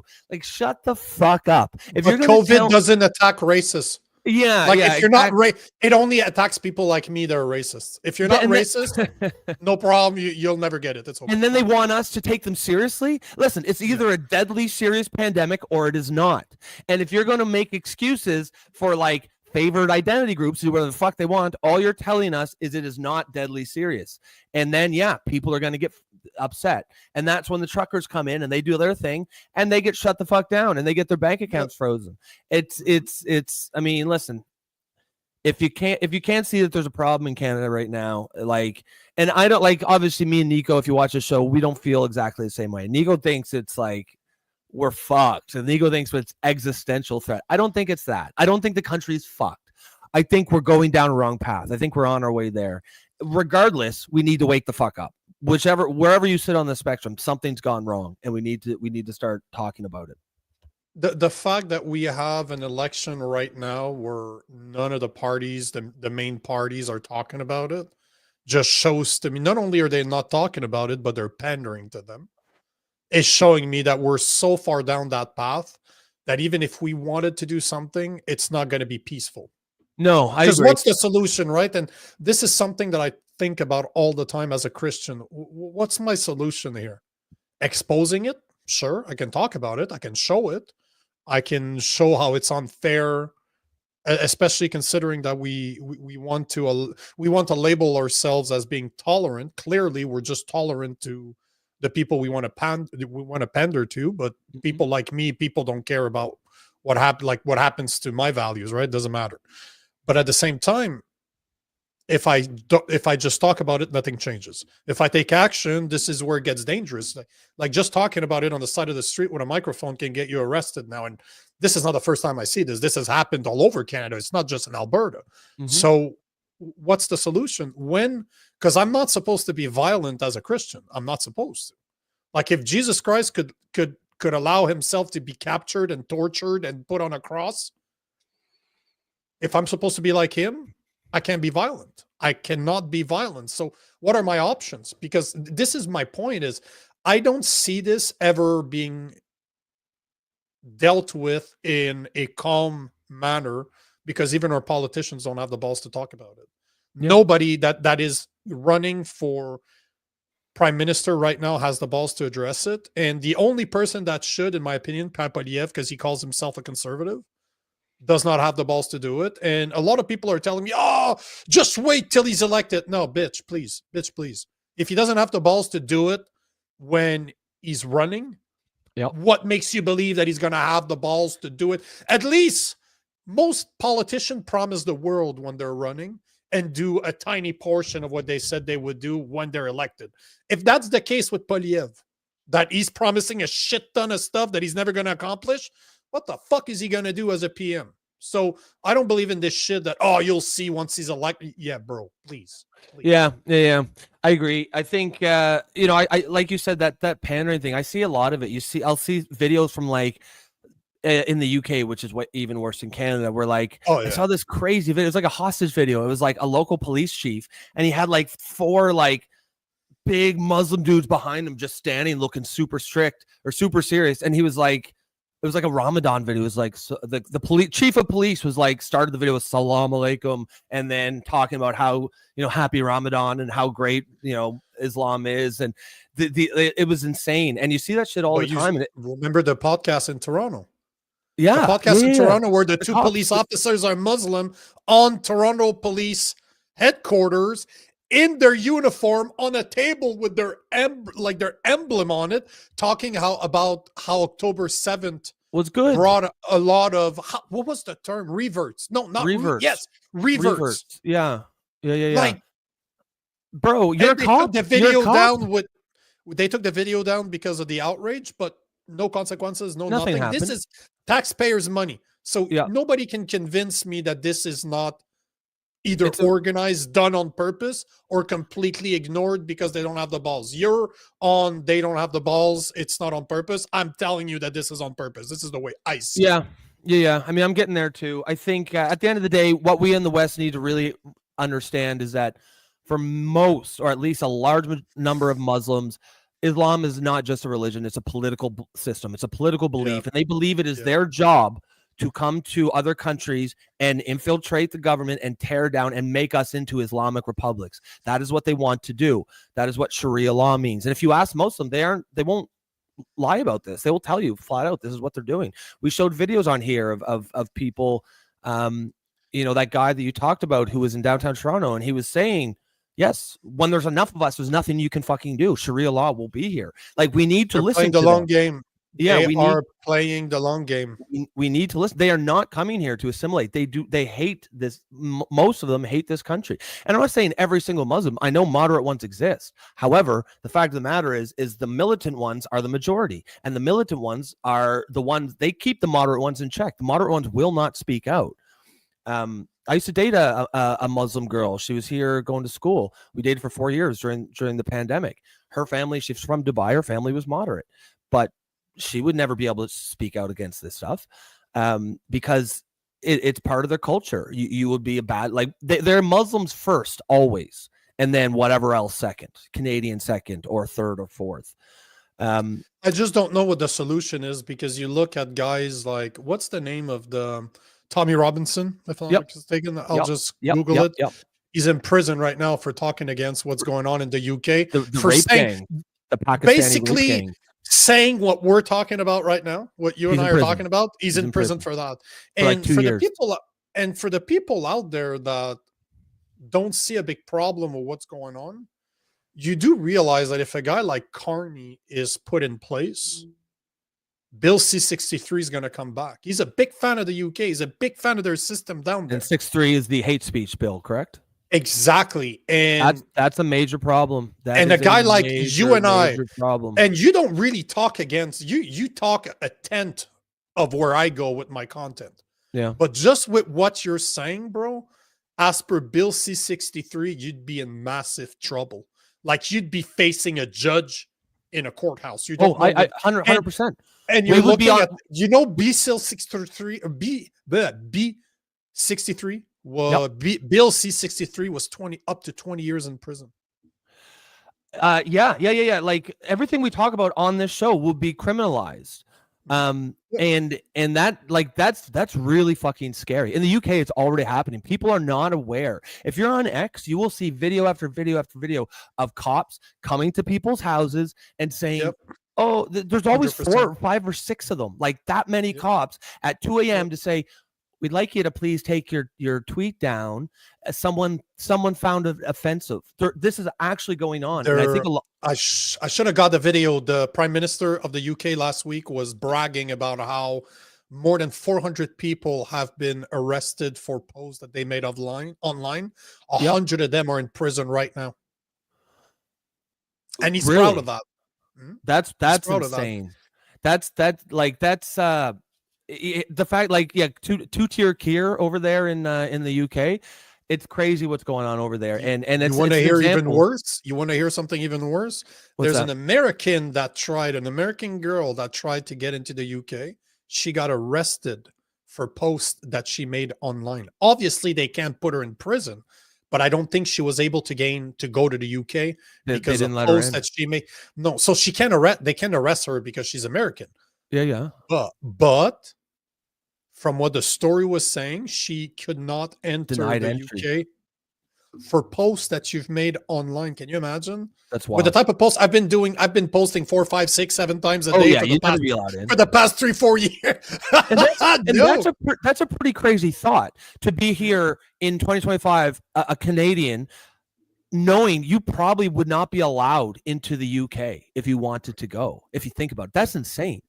Right? You can go fucking Thailand. You can go to China. You can go to Russia if you want, but you can't go to the UK. Something seriously wrong has happened for this to be the case. Mr. Robot says, this is what bothers me with the left. They get triggered if they see some stupid Trump flag, but are totally fine with Palestine or Palestinian flags being waved by disruptive protesters while they're shutting down streets, while they're taking over university campuses, while they're harassing Jewish students. And you're exactly right. But it goes back to that identity politics. These are favored identity groups, and the left has a list of identity groups. It doesn't matter the behaviors. It doesn't matter what you're doing. It's like down in the States there right now, that Carmelo Anthony, the guy who stabbed that white kid, Austin Metcalf. There's a huge following on the left supporting this kid. And I'm not even saying demonize him. I'm saying he murdered someone. So, like, obviously he should be charged in a court of law. But these people are supporting him because he is part of the right identity group. It was a black person against a white person, and black is higher than white on the hierarchy of oppression. Therefore, whatever the black person does is correct, even if it comes to fucking murder. Like, it's a literal insane. It's a mind virus, right? Like that, Elon Musk said that a while back, the woke mind virus. And I remember when I first heard about it, kind of rolling my eyes because I was still a bit woke. This was a couple of years back. And now it's like, how else can you describe it? That's exactly what it fucking is. It's a virus that turns otherwise normal people into fucking insane lunatics. And you know what's funny, and that's why I don't interrupt you when you go on your rants, is you sound you're more infuriated by this than I am. As a Christian. Yeah, I am. And I feel like a lot of Christians almost sort of is just like, yeah, well, we've accepted, like, this is just the way it is or something. No, it's more than that. Is that we're not supposed to become angry at this shit. We're not supposed to become violent at this shit. And most of us have dealt with this 10 years ago. Yeah. This is nothing new to me. This is why I really enjoy this show, because there's a few things that I see that I'm like, bro, it bothers me, but I've made peace with it a long time ago. I've accepted the things that I can and cannot change, and I've been talking about it for years. But seeing newer people, how they get irate, is probably exactly how I was when I first got into that too, and how I was pissed off. I just don't remember because it's been too long, right? Yeah, it was just sort of come to be used to it. But yeah, it drives me nuts, man, when I see this stuff. And I think it will drive a lot of people nuts if they see it too. Just a lot of the media ecosystem right now is geared towards protecting left-wing and liberal narratives. And it's exactly why there's a lot of like people on the left who will say they support trans rights, but don't actually know what that means. If they actually understood that that meant that they have to allow that they're putting actual male rapists into female prisons, they would not support it. But we don't see that. We don't see that. No, but check this out. So I posted a quick video of me talking about those videos I showed earlier, right? Yep. And one of the replies saying that, yes, it's welcome and allowed. Because I asked, all I said is I showed this is acceptable, even this is acceptable, but this is not. And I'm showing the guy getting arrested. And one of the the comments, somebody called Earthman on Earth, is basically just saying that yes, it is welcome and allowed. Because at the end, I'm just saying what part? The praying is welcome? Because what I'm saying is you don't need to be a Christian in order to see that there's a problem here. And he's just like, yep, it's welcome and it's allowed.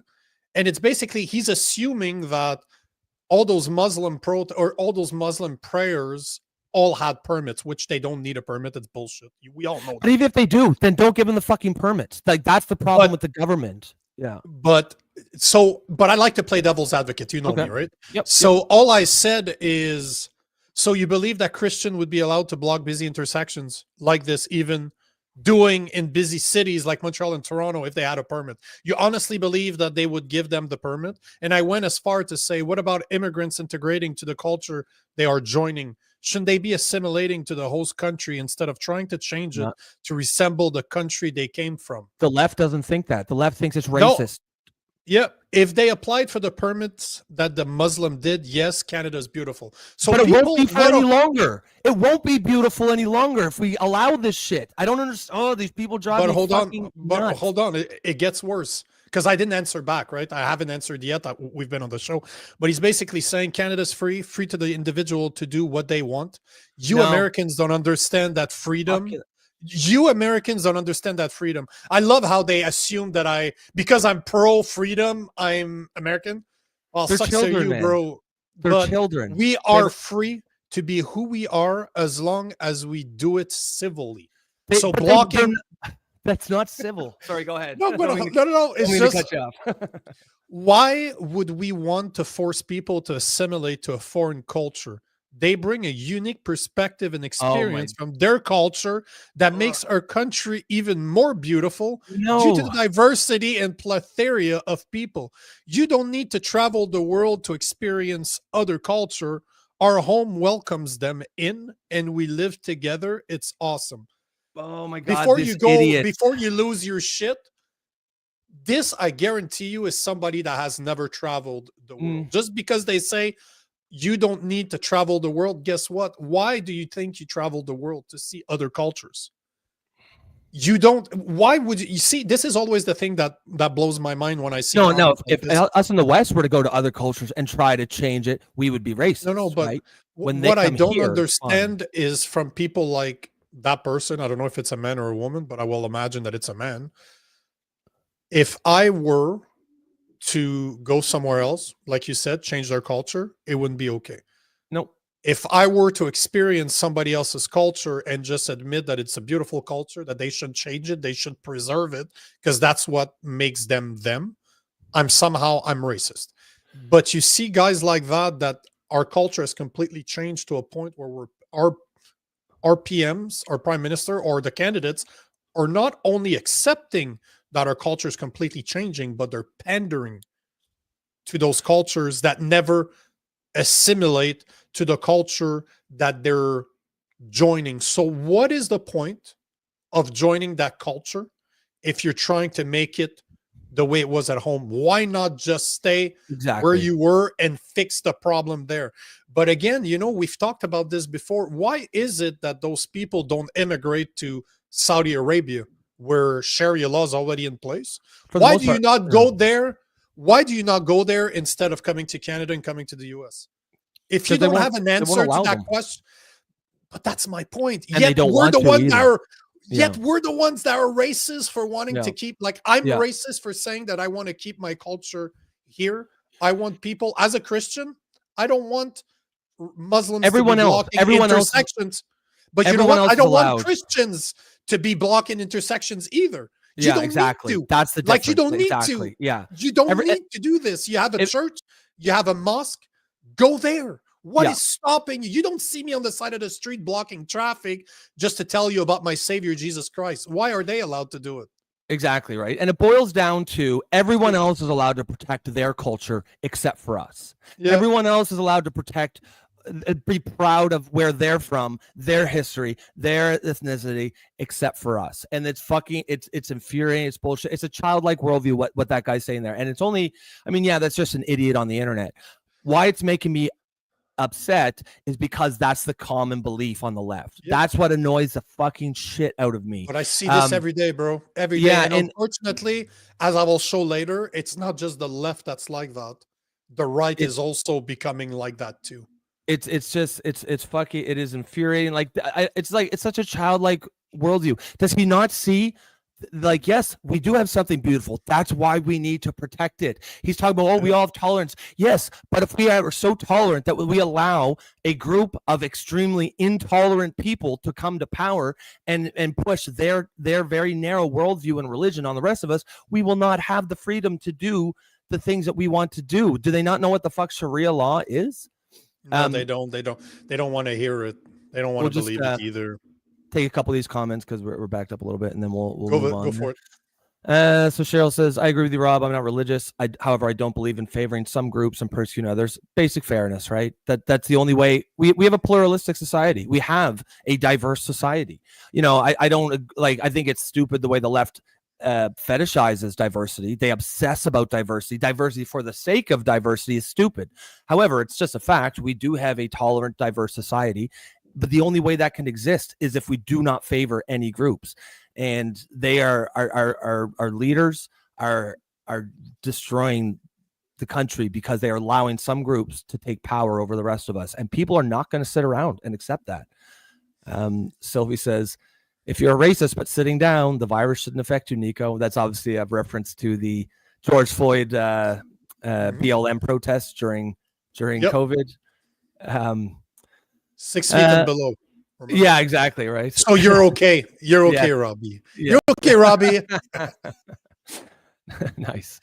Penguin says, yep, this is a problem. Look at the UK and parts of Europe. We let the barbarians into the gates. Mass migration has destroyed us. It should have been kept in check. Couldn't agree more. Rome is a perfect. Is a perfect. Yeah. Perfect. History repeats itself, right?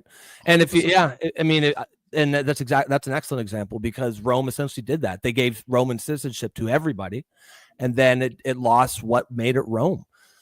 Mr. Robot says it's ironic. Many people who fled Islamic regimes to find freedom in the West are now warning others because they've seen firsthand how their own countries were lost. Exactly. The first ones that came here were fleeing Islamic dominance, Islamism.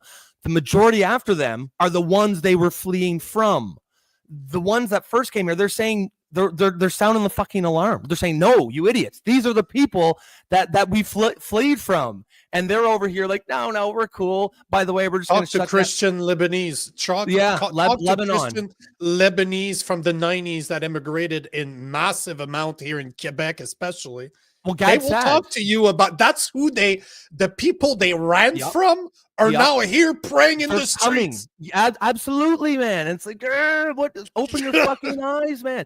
God's sad. That guy we talk about, he's Lebanese. He came here to Quebec from exactly that thing that you're talking about. It was a primarily Christian country in the 70s and 80s.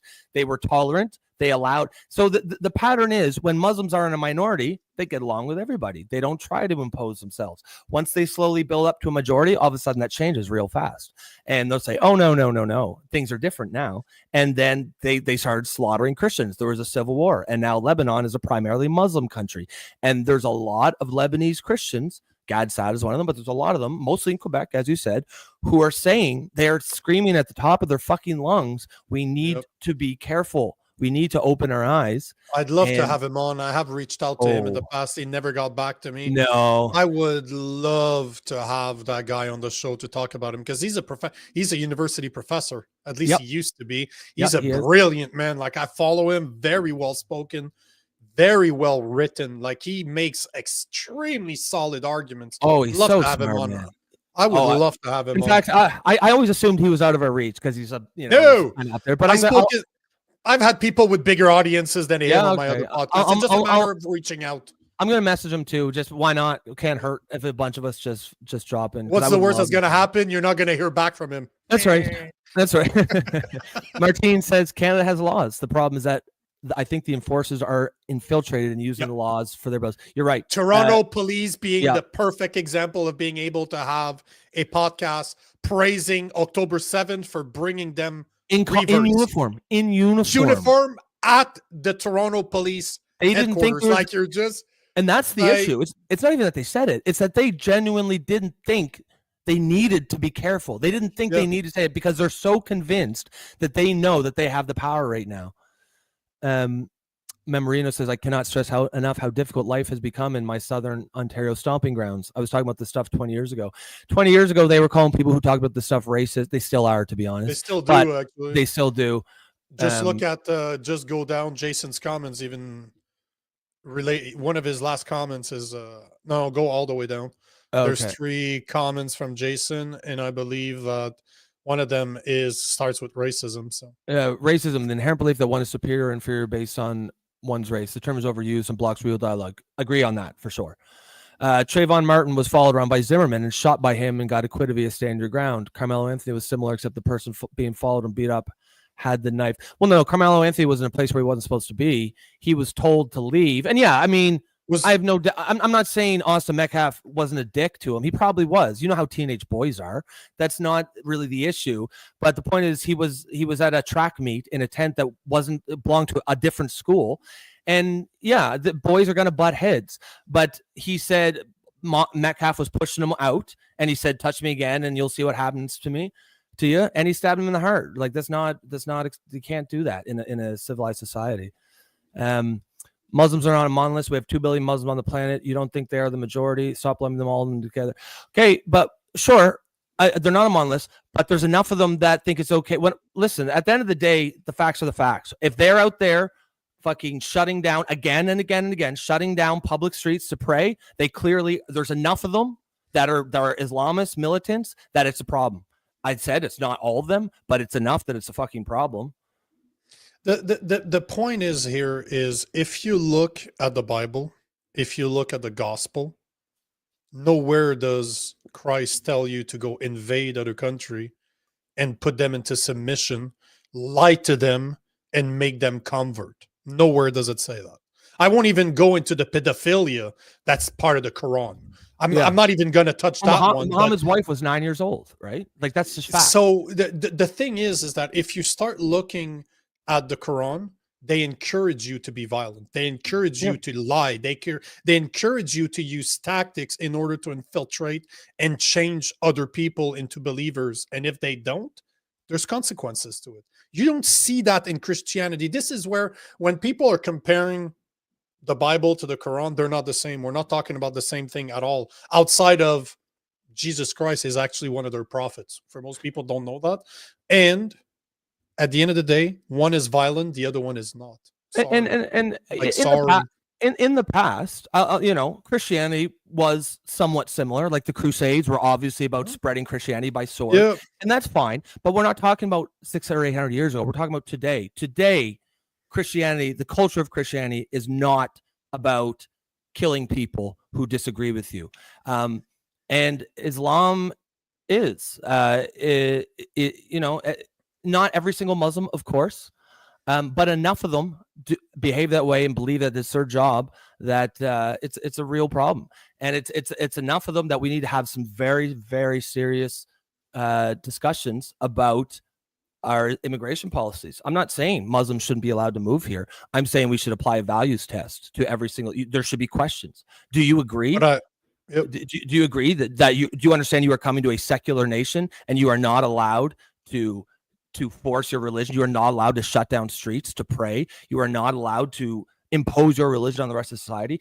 Do you understand that in the West, women are equal citizens? They are not second-class citizens. Do you understand that homosexuality is okay? Do you believe gay people should be put to death? These are absolutely very common beliefs in Islam. And to say otherwise is just to put your head in the sand. I'm not saying that doesn't mean every single Muslim. As I said, I dated a Muslim girl for 4 years. She lived with me for 3 years. Clearly, she was moderate. But there are enough of them out there that are not moderate, that are militant, that see their job, their role is to spread Islam however they necessary, to take over foreign governments.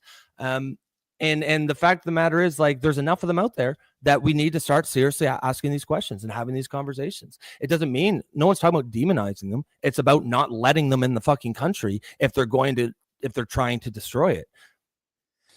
Jason is basically saying, Nico, you completely ignoring the Old Testament where God told people to kill, maim, and I don't know what maim is, but pillage, just kill and people. Pillage. The point in the matter is, I said the gospel, because if you do read your Bible, you will understand that Jesus had to come to explain to the old ones that their ways were wrong. This is the difference between the Jewish beliefs and Christian beliefs. So in the New Testament, Jesus came back to explain to people that the old ways are not the right ways. So you can't tell me, you cannot compare. And that's why I said the gospel. I did not say the Bible, because there's a part of the Bible, and the Old Testament is a massive part of the Bible, that, yeah, God was violent. But at the same time, this was put back into perspective through the gospel. This is no longer the same. And the point in the matter is, Jason, is I don't know what your big hard-on is with defending them, because you do that with Palestine all the time, like they've never done anything wrong. You absolutely dread Israel for some reason that I don't understand. And at the same time, you always apologize for what they're doing. The point in the matter is, bro, I don't see any Christians right now being violent here. I do not see the violence. Yeah. I'm the perfect example, bro. And all the Christians that I know are like me. They're not out there to try to be violent with others. We're so confused by what we're supposed to do right here, because we're not supposed to be fucking violent. Why do you think that gays are accepted here? Not because my Bible tells me that it's the Bible tells you that it's wrong, but it also tells us to accept them, and if they want to change, that we have a solution for them. We're not told anywhere to kill them. And like Stephen being a great example, he's gay. He made that clear from the get-go. Would I ever hate on him for being gay? Fuck no. Do I think it's right? No, I don't. But that would never lack respect towards him. I would still have him as a friend if we knew each other in real life like this. Bro, I'm not perfect. I'm a fucking sinner too. You can find plenty of flaws in my life. But the point in the matter is, I'm not being violent about it. I'm not invading other countries trying to push my values on them. Yeah, and I think this is the part that always seems to be apologized for, saying, oh, well, that's not really what's going on. You know what? Just Google Sharia law Canada, and you'll see how many Muslims actually want Sharia law. They're not shy about it. They don't fucking move to Saudi Arabia. They move here. Why? That is always going to be my question. Yeah, that's the crux of it. I'm sure, we can debate the theological reasons, or the Bible versus Quran and the history, but let's just fast forward to right now, the time and place that we live. It is undeniable that violence is just not part of the Christian culture today, and it is undeniable that it is a large part of spreading Islamic culture today. So, I mean, if you don't think that's true, okay, well then we just agree to disagree and we can't have a debate. But that's just sticking your head in the sand. And yeah, it doesn't mean that every single Muslim is violent. It means that the violent ones have the power. The violent ones are the ones in charge, and the ones who are moderate do not speak up against the violent ones. And it doesn't all have to be just violence. You might say, like, them praying and shutting down the streets. That's debatable whether that's violence, but it's absolutely dominance. It's a show of force. They are saying, we're here, we're going to do whatever the fuck we want, and you're going to sit in your place and not say a fucking word. You're going to lick my boots is what you're saying. I don't understand why you're so eager to do that. Like, I just don't get it. I understand your positions on the Israel-Palestine thing. I do get it. I don't agree with them necessarily, but I get them. But the broader picture of Islam as a aggressive, dominant political entity, that's undeniable if you just look around at what's going on in our societies. We got a lot of questions here. Yeah, just take a few of the comments at the Yeah. at the bottom. We'll move on because again, I'm not trying. I apologize to the people out there. I'm never going to try to make this show a Christian show. That is not my Well, I'm not a intent Christian. I'm whatsoever. an atheist, right? But that's my point. This is why, like, I have my own show where I talk about this stuff more. But I'm just trying to show that there's not fairness going on right now. That is Yeah. all I'm actually showing. Can you imagine what people would have done if I went on a very special day of the Quran of the Muslim? If on one of their days I would get a bunch of Christians to go in front of their mosque to pray. That's what they do. Yeah, Like, let's not lie to each other they would here. never allow it. They would say No. you're causing trouble, you're stirring up. But But when they do it, it's okay. It's fine. Like, Yeah. you don't think that they did it on purpose because it was Easter Friday? They did it on Sunday, on Easter Sunday. Of course they know what they're doing. Don't be naive. Like, we Yeah. talked about this before. Where's that line between naive and stupidity? Yeah, I agree. So I'll just take a couple of these. So Cheryl says the Crusades are not the Bible, Rob. It was when I learned about the Crusades back in my early teens, I stopped going to church. No, don't get me wrong. I'm not saying I'm just saying that's part of history. I'm saying there are times in the past when Christianity has been used as a violent tool. I'm just saying today that the culture of Christianity today is not that. It is not the same. Steven says, which is why intersectionality is sick. It turns people into a number in a ranked list based on characteristics, agreed, that you have no control over, your immutable traits. It turns what Martin Luther King said on its face, right? He said, I dream of a future where people will be judged by the content of their character and not the color of their skin. Wokeism only judges people by the color of their skin or their sexuality or their sex or any other immutable traits and completely ignores the content of their character. Steven says, you are inherently the good or bad guy in all interactions based on where you are in that ranking. Exactly. And that's wokeism 101. That's identity politics 101. That is what has infected the left. That is what I, as a liberal, am trying to push so hard back against it. Joseph Dramas, all religions are simply political tools. I agree, Joe. That's more where I sit. And even as a Christian, I can tell you that people will use. I was just watching the Book of Eli yesterday. What is the main premise of this show, of that movie? The guy that's running a small town wants to get his hands on the Bible in order to take over more towns and use the word. So yes, it is absolutely, it can become a political tool. Anybody that tells you different is full of shit. Yeah. Yes, it can, the dogma attached to it can 100% be used as a tool, and it has been done for thousands of years. Yep. As long as religion has been around, it has been used by some people in that way. Of course. Mr. Robot, yes, Christianity strongly emphasizes free will. In the Bible, Jesus never forces anyone to follow him. He invites and teaches, but belief is always a personal choice. Faith must be voluntary. Yeah, that's a good point. As opposed to in Islam, it's really just about numbers. It's a numbers game. They don't really care what you actually believe. They just want you to convert. There's something called the jizya, I believe. I don't know if that's how it's pronounced. It's spelled Jizya. I know it sounds ridiculous, but essentially it's when Muslims take over an area, and it is a fundamentally colonizing religion. Any place where there's Arabs today that outside of Saudi Arabia, like Northern Africa, like Palestine, has been Muslim colonization. But any place where they go when they take over, if you don't convert, you can, and you don't want to die, you can pay what's known as the jizya. It's a tax. It's a fee. It's essentially, you don't have to convert, but you have to pay us something. So it's a very, monetary, very transactional religion, at least culturally. And if you they don't even care if you believe it. If you could convert, that's cool. That's one more soul to Allah that they get credit for. And whereas, again, Christianity is about, you have to want it, you have to believe it. I mean, I was always told growing up, if you ask to be born again, or you ask Jesus into your heart, but you don't actually believe it, then it won't actually happen. Which always kind of fucked me up, because then I was like, well, how do I know if I actually believe it, or if I just want to avoid hell or whatnot? Yeah. And but that's a whole different story. How many of those comments you want to take? Because we have a bunch of them, and I know for a fact that the Jason's one are going to trigger you again, and this is going to go. You guys are going to go on one of your right. rants. Well, just cool. That's going to hug another 15 minutes, and we're Fuck, man. All right. I 1 hour 40 minutes, and it's nothing against you, Jason. I'm not trying to stop those conversations. I just because we've been at it for an hour 40 minutes. Yeah. All right, let's move on. One of the things I wanted to show, you know what, we all know that the Pope died, so I don't think I'm going to show that video.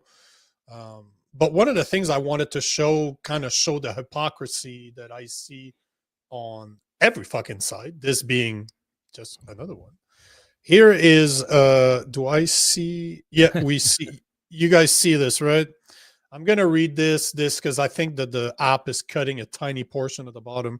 But basically, this is Trump's message about Easter, where he's saying, and you know, when I saw this morning, I'm like, is this even real? I went on Truth Social and I downloaded this from his page. So yes, it's real.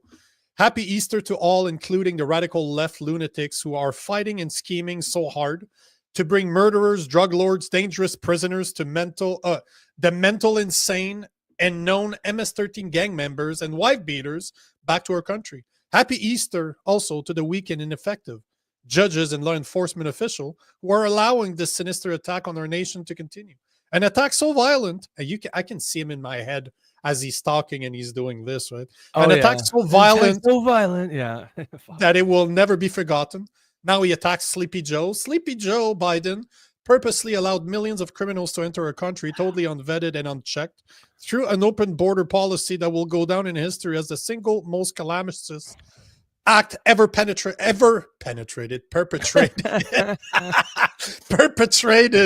upon America. He was by far our worst and most incompetent president, a man who has absolutely no idea what he was doing. But to him and the people that ran and manipulated the auto pen, perhaps our real president, and to all the people who cheated in the 2020 presidential election in order to get this highly destructive moron elected, I wish you, with great love, sincerity, and affection, a very happy Easter. He's such a troll, man. Like, he can't help. But this is not Christian, okay? No. Let's I don't think anyone thinks Donald Trump's an actual Christian. Do they? I'll be the first one to tell you that he is not. No, of course he isn't.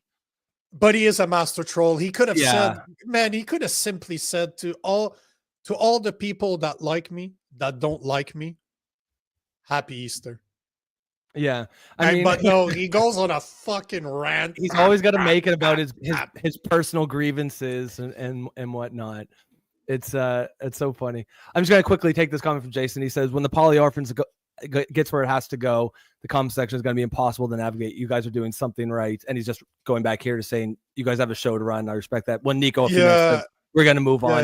Yeah. It's already getting pretty difficult. But again, Jason, obviously we're going to disagree on this one issue, but we still love you, brother. But it's one of the best interactions that I love to say, because I don't even need to get involved.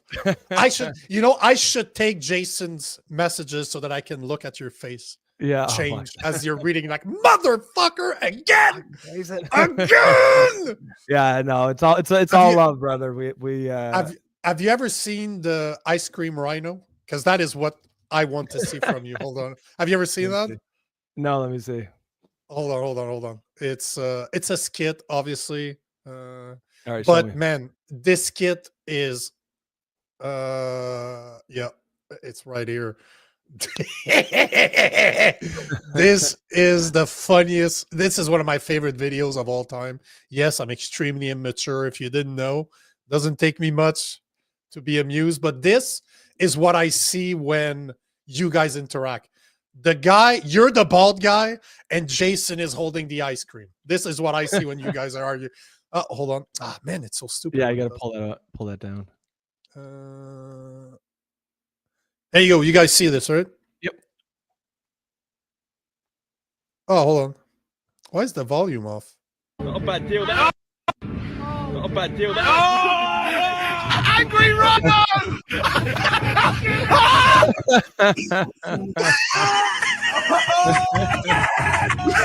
Again! No.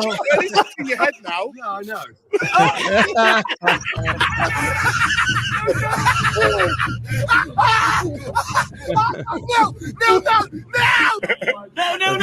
Yeah.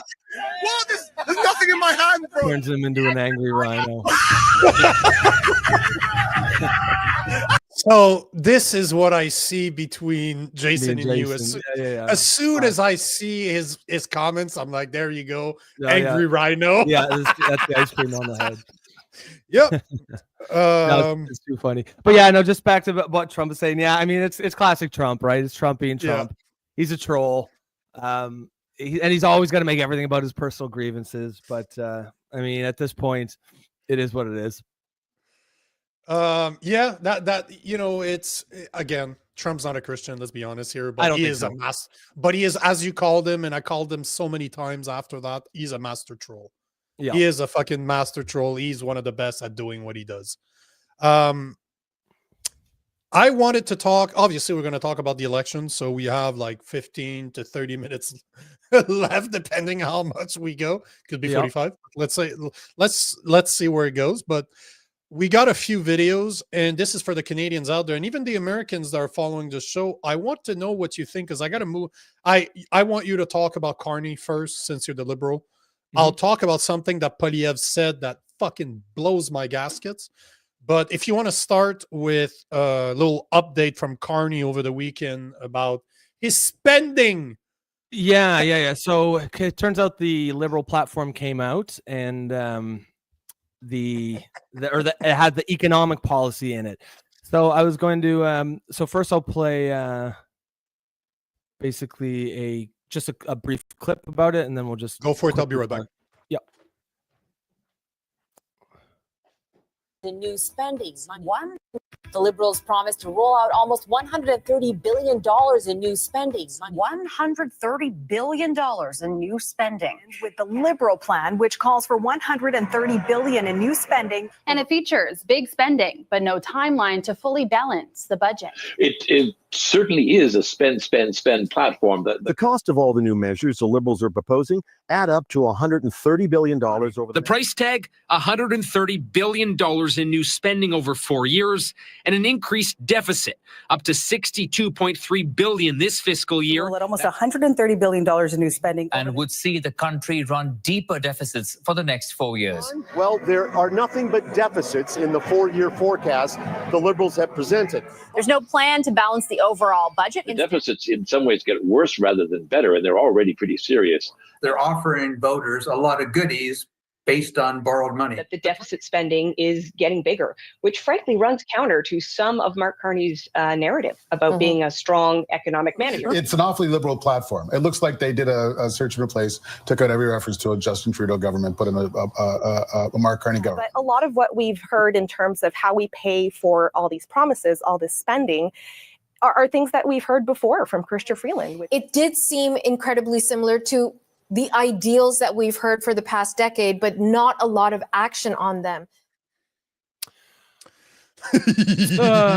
Okay, so where do we start? Actually, what was the exact number from Trudeau? Like 125 million or 125 billion?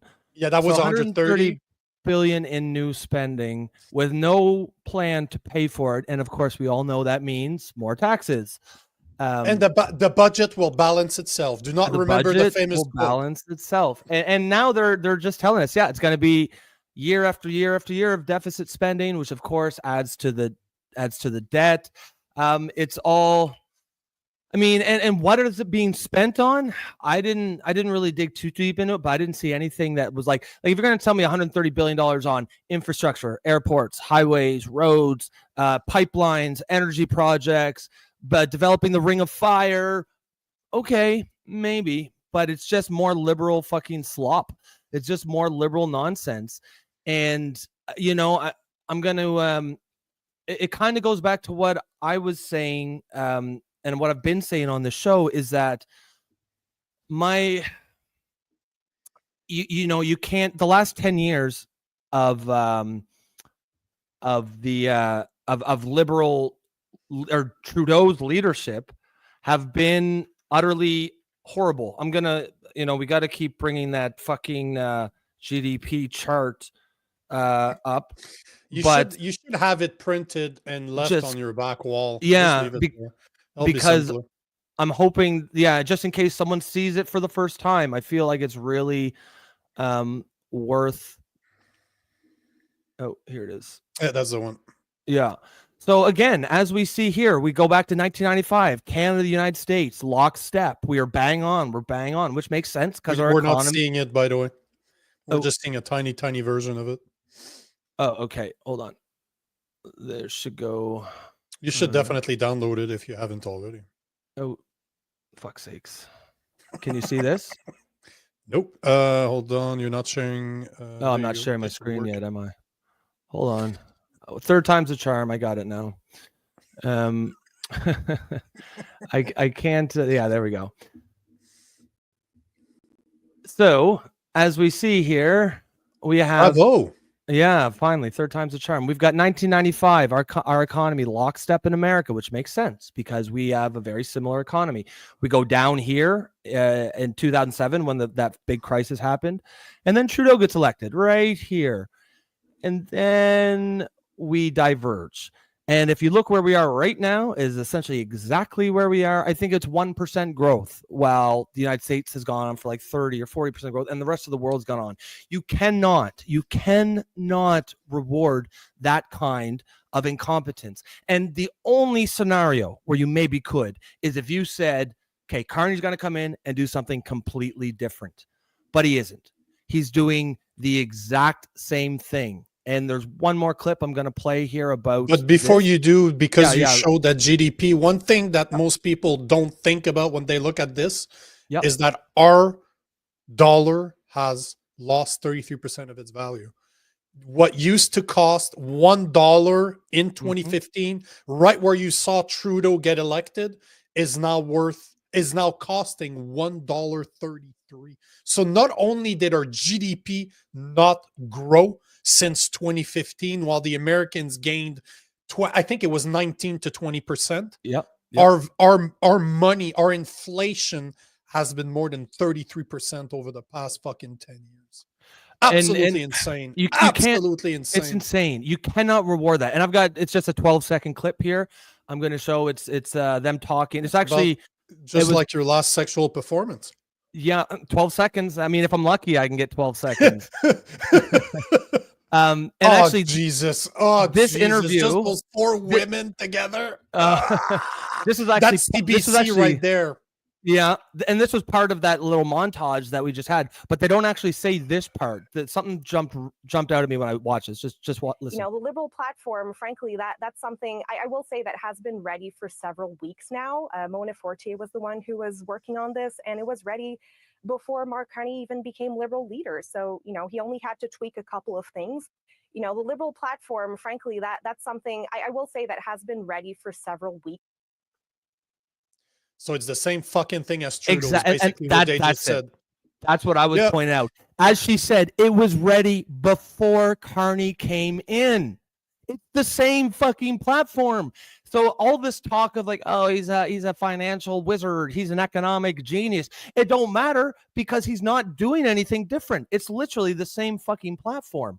And you can't, like, to me, that just completely sealed it. I have to vote. I have to vote for Poilievre. Nostradamus is asking if those four women are the Canadian version of The View. It's worse, because imagine if The View was supported by the government at $1.4 billion a year. That would be it. Imagine that the government paid for those fat fucks on The View to spew their bullshit. That would be the equivalent of what we have here. No, those, bro, Jostradamus, you should know better. Those are journalists. Yes, of course. Yeah, absolutely. And if you criticize them, you're trying to silence journalists. You're trying to silence You're sexist. You I'm definitely a fat phobic. I just call them fat. Oh yeah. Ableist, I'm sure. Ableist. Sure. Yeah, of course. As Steven says, I love how our hyper liberal news looks unsure how to spin this platform as a good thing. Yeah, it's hilarious, right? They're like, But what's funny? $130 billion 10 years ago, people are outraged. Like, what type of fucking moron would ever propose this shit? I cannot believe that they're going to do this. Then the liberals are like, oh, let's give him a chance. He has pretty hair. Let's give him a chance to prove us wrong and show how the budget will balance itself. We have lost 33% of our fucking value through inflation. We had a platform ready before Carney took power. Now Carney wants to spend $225 billion, which is almost twice as much as Trudeau did when we called him a fucking idiot. Now Carney's coming in. I'm going to spend twice as much with no intentions of balancing a budget. Yet, if you remember during the debate, he was saying that he would figure out the budget. He would not spend more money. But somehow he would offer more services without cutting. And I'm pretty sure it was Blanchette that looked at him. He's like, how the fuck are you going to plan to do this? Obviously, he didn't say fuck. He probably said, hey, tabarnak, how are you going to do this? You need to explain it to us now. But the point is that he got called out and it's just brushed away. No problem. Don't worry about it. Now, $225 billion when Trudeau spent 130 and everybody was calling him a moron. I mean, it boggles the mind. We're in a bad episode of Black Mirror. Yeah. Where people are so attached to their corrupt leaders that I don't know how else to describe it than the Stockholm syndrome. That's all I can see when I hear people are like, elbows up, elbows up. I mean, it's stupid, right? I mean, like it's you know the dance. There's a guy this morning. Daisy Media. He was at a rally, a conservative rally, and people are doing this. He put the music at okay, to make fun of them. Oh, of course, bro. They're like elbows up. It's just so typical of just classic liberal. And when I say liberal here, I mean like small L, like just left wing bullshit where nothing means anything. There's nothing of substance. It's just about symbolism, right? Oh, this, like, everyone knows now you just put your elbows up and everyone knows that means that's how we're going to fight the Americans, by putting our elbows up. It's just so indicative of just nonsense. Like, as you said, it's magical thinking on the left and nothing's changed at all. I think. Did you see that? Hold on. Like, even Joe Stradamus, the leftist, hates women though. Joe, why do you hate women? Why do you hate women? Yeah, but it's funny how it started with a dig at me. Yeah, like 60 episodes ago, it was all about me hating women. Yet now it's me saying that to you, and even Joe, a liberal. Yeah. I don't know if he's a liberal, but he's more on the left. He's more. I think he's more of a liberal with a small L, like you say. Mm-hmm. And now he hates women too. I think, I think Joe might consider himself a leftist. Correct me if I'm wrong, Joe. And honestly, I don't even know the big difference between the two. But there's also hold on. Let me, and then you can. There's There are so many bright women in the world. None of them on The View. Tim Dillon. That's right. Agreed. None of them on CBC either. It seems like they used to try to have a conservative woman on there, but it was always like one. And like four. She's a Republican. Yeah, exactly. Well, yeah, I think what's her name there, the Anna, whatever the fuck. I think she's the conservative one, but she's as liberal as any of them. I don't know Navarro. What Navarro. Yeah, she is like, as a leftist, she would fit right in the Liberal Party here in Canada. That's right. Oh yeah, absolutely. She might be too extreme for them, actually. Sylvie, she got it right here, I think. So you have this really bad liberal platform and a non-existent conservative platform 1 week away from the election. Yeah, it's bad. How did we get here? For me, it's more about not really voting for Poilievre. It's voting against the Liberals, just based on Homa Hakalaga. Hold on, Raw Torque. Oh, he's back, man. I remember you. Yeah, what the fuck but he was about a balanced budget? Now I don't know if that's trolling. Is that sarcasm? Are you talking to us, or are you saying that, like, are you asking that rhetorically to them? He's probably talking to us directly now because he's calling us a flat earther. Well, I mean, I'm definitely not a flat earther, but like, I think shouldn't everyone care about a balanced budget? Like, is that a partisan thing? I think it's important to at least attempt to have balanced budgets. Sometimes shit happens and you have to go into deficit spending. But to plan for deficit spending, as far as the eye can see, that sounds like terrible economic policy, and the kind of magical thinking that boomers who aren't going to be around here 20 years from now might say. But like the rest of us who are, we don't want to be put into debt. Your Timu Andrew Tate. Man, Broad Torque, he's a bit schizophrenic, isn't it? Remember, he came pretty hard there last week, but then by the end, he's like, "Oh, great yeah, stuff. you guys are cool," and now he's back to this again. So I mean, it's cool, man. Bring it, like, as long as you're watching the show, But bro, just so you know, the more you comment, the better it is for the algorithm. So Yeah. I appreciate every single comment you put out there. Although I will not show them anymore. Like if you're gonna be calling us names, it's fine, bro. You can.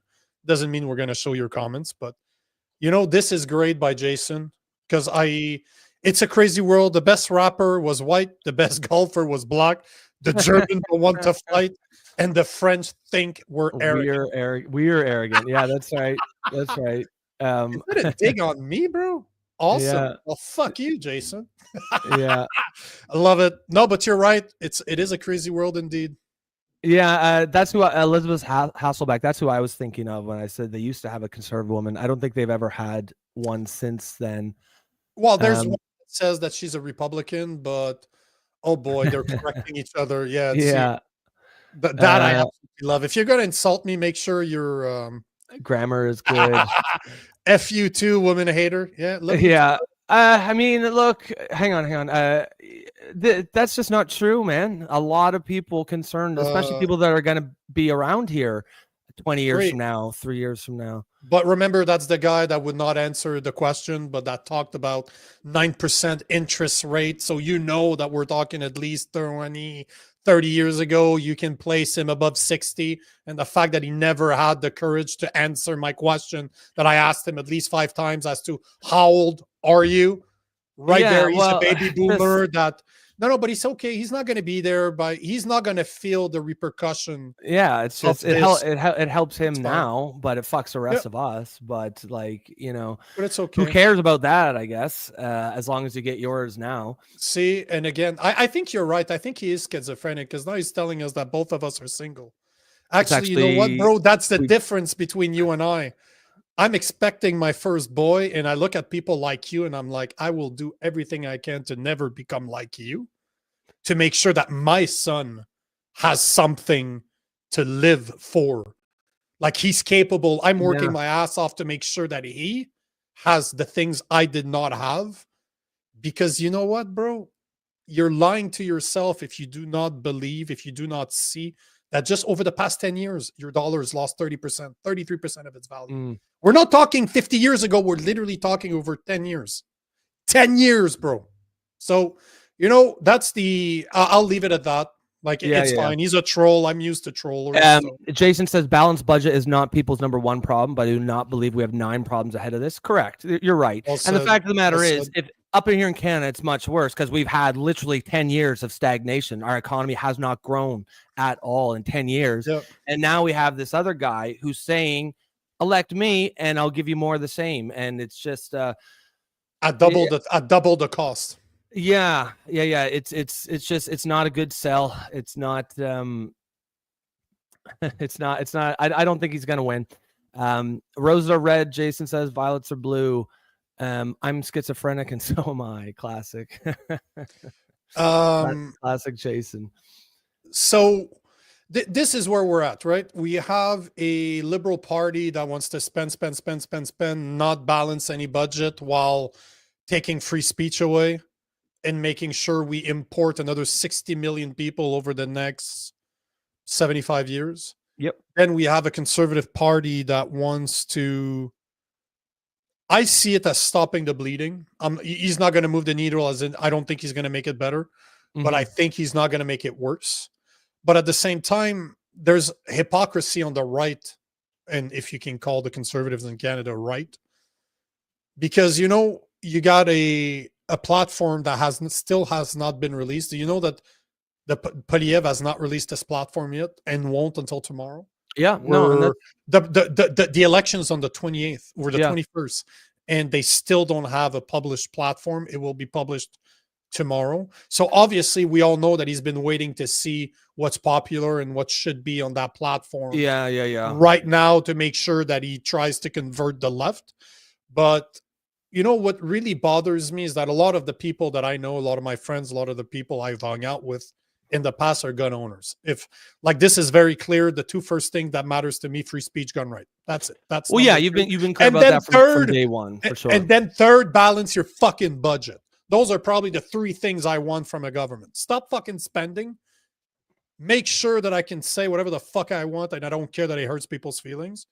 And make sure I have my guns. That's it. Those are the three, my main three things. Yeah. And here's a video from Poliev. I believe it's from yesterday. And I fucking posted this morning on my Instagram, and I'm getting hate from the right because I should not post those type of things until the end, until after the election. Like, how stupid is that? Oh, don't post this shit because you're kind of exposing the guy we're voting for. But here, Pierre Poliev was asked by a reporter what he would do with the handgun freeze that is in the federal handgun freeze. For the people that don't know, right now, ever since Trudeau, we're not able to buy, we're not able to sell, we're not able to transfer handguns in Canada. So he was asked what would he do if elected with that freeze. Keep in place or repeal the current national freeze on the sale of handguns? So first of all, let's be clear, handguns are, after the lost Liberal decade, are legal today, legal to own, and easier to get than ever before. In fact, criminals are able to get handguns everywhere they go. In fact, we have more handguns in Canada after the lost Liberal decade than we ever have. The problem, according to the police, the problem is illegal guns coming in from the United States of America.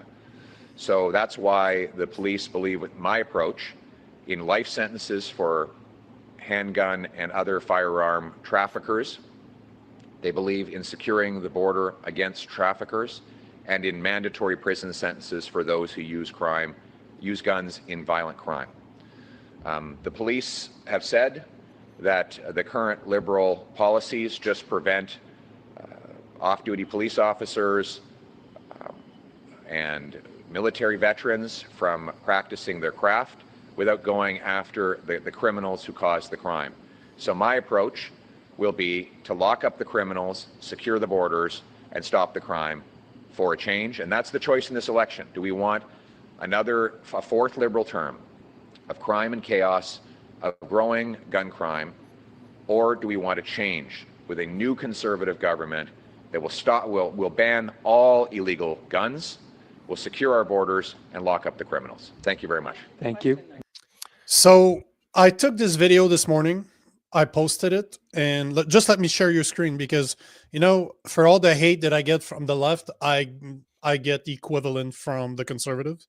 Okay. And this is all the video. Like oops, it's still showing that one. Let me remove that. Remove and add. There you go. Bang. So as you saw, I took the video I just showed you guys, and I just added Pierre Poliev is asked if he will repeal the national freeze on the sale, purchase, and transfer of handguns in Canada. To all the pro-gun Canadians out there who plan on voting for him, is his answer satisfactory? That's it. That's all I said, right? I didn't provide my opinion on purpose. Half of the comments that I got are literally are things like, either they're like calling him a liberal, which I've called him multiple times. My followers know where I stand. Like, this is not surprising that I'm calling out the Conservatives. But what I like is people like that. It's like, hey, look, a Canadian rhino. Then they go, how about we just focus on winning a majority and fixing the Senate before making promises that might deter possible voters. Yes, still vote for him. The other option are way worse. Stop stirring the pot. Vote blue. This is my biggest problem with Canadians, and that is why I've said that we don't have conservative party in Canada. This is one of those things that in the US, if you look at a Republican, they're for gun rights. They're against abortion. They're for gun rights. There's a clear difference between the right and the left. If you did not know that Pierre Poilievre was a conservative, did he sound like a conservative to you, Rob, as a liberal that might be voting for a conservative for the first time in your life? If you listened to Pierre Poilievre and you did not know that he's a conservative, would he sound like a conservative to you? No, I didn't think so. I mean, I thought that was a bit of a weird answer. Like, now what? Like, because gun rights are not really a big issue for me. I don't. It's not. I think they should be legal, and people should be able to get handguns for home protection and weapons to hunt with. But I'm not militant about it by any stretch, and I actually don't want American-style gun laws here in Canada. What do you perceive most people on the right in Canada? Like, do most people want? Like, do most people believe what you believe, or do you think that you are? No, I'm more right than. I don't know a lot of conservatives that are as right-leaning as I am, although I'm not as right-leaning as a Republican in the U.S. Yeah, but I don't. But again, we don't have a real conservative. Yeah, but we don't have a conservative movement in Canada. To your question specifically, because what is more conservative than gun rights in Canada? Because there's no way we could have been able to survive without guns in Canada. We wouldn't have been able to. We wouldn't have survived even just hunting. Without that, we wouldn't have survived here. Yeah. No, I agree, and I like I definitely a lot of the liberal gun laws were really I think he's right there in that they are designed mostly to stop actual legal gun owners, right? They make it much hard. It's not going to stop any criminals. But criminals don't respect the law, so you can put all the laws you want in place.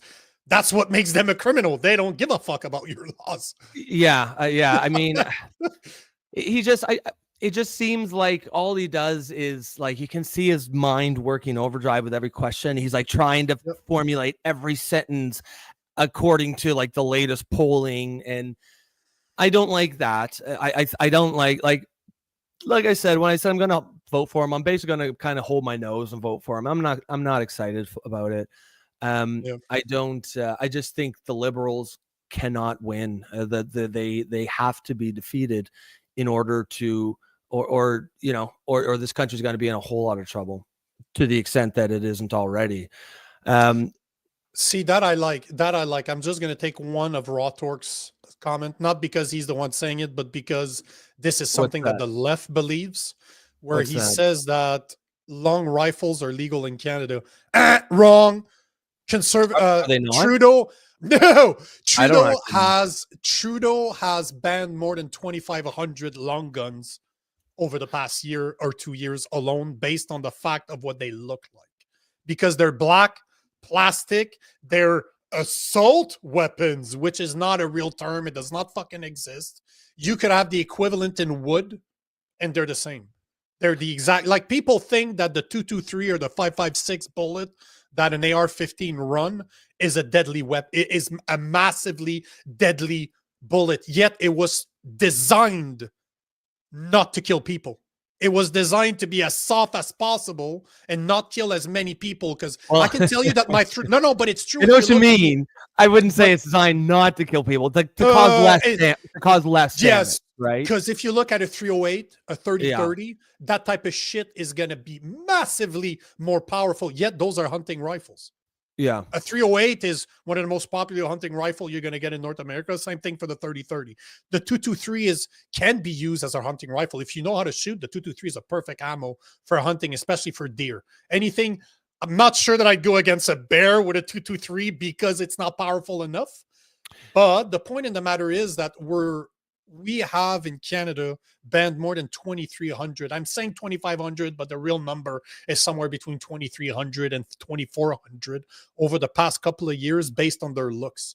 Because we don't have fully automatic guns in Canada. It's not legal. Even in the US, it's not legal. You cannot own a fully automatic gun unless you have like a tier 3 license, which, bro, you're not going to get unless you have very good fucking connections. So the point of the matter is that there's a lot of people like Rawtork that believes everything the media tells them and never take a look at what's actually happening. But the point of the matter is, as per study, guys like me that have firearms in Canada, my name runs twice every day in 2 different databases just to make sure I didn't commit a crime. I have less rights than a convicted pedophile that we believe might be raping children right now. It's harder for them to go to his house to see what he's doing than it is for me as a gun owner.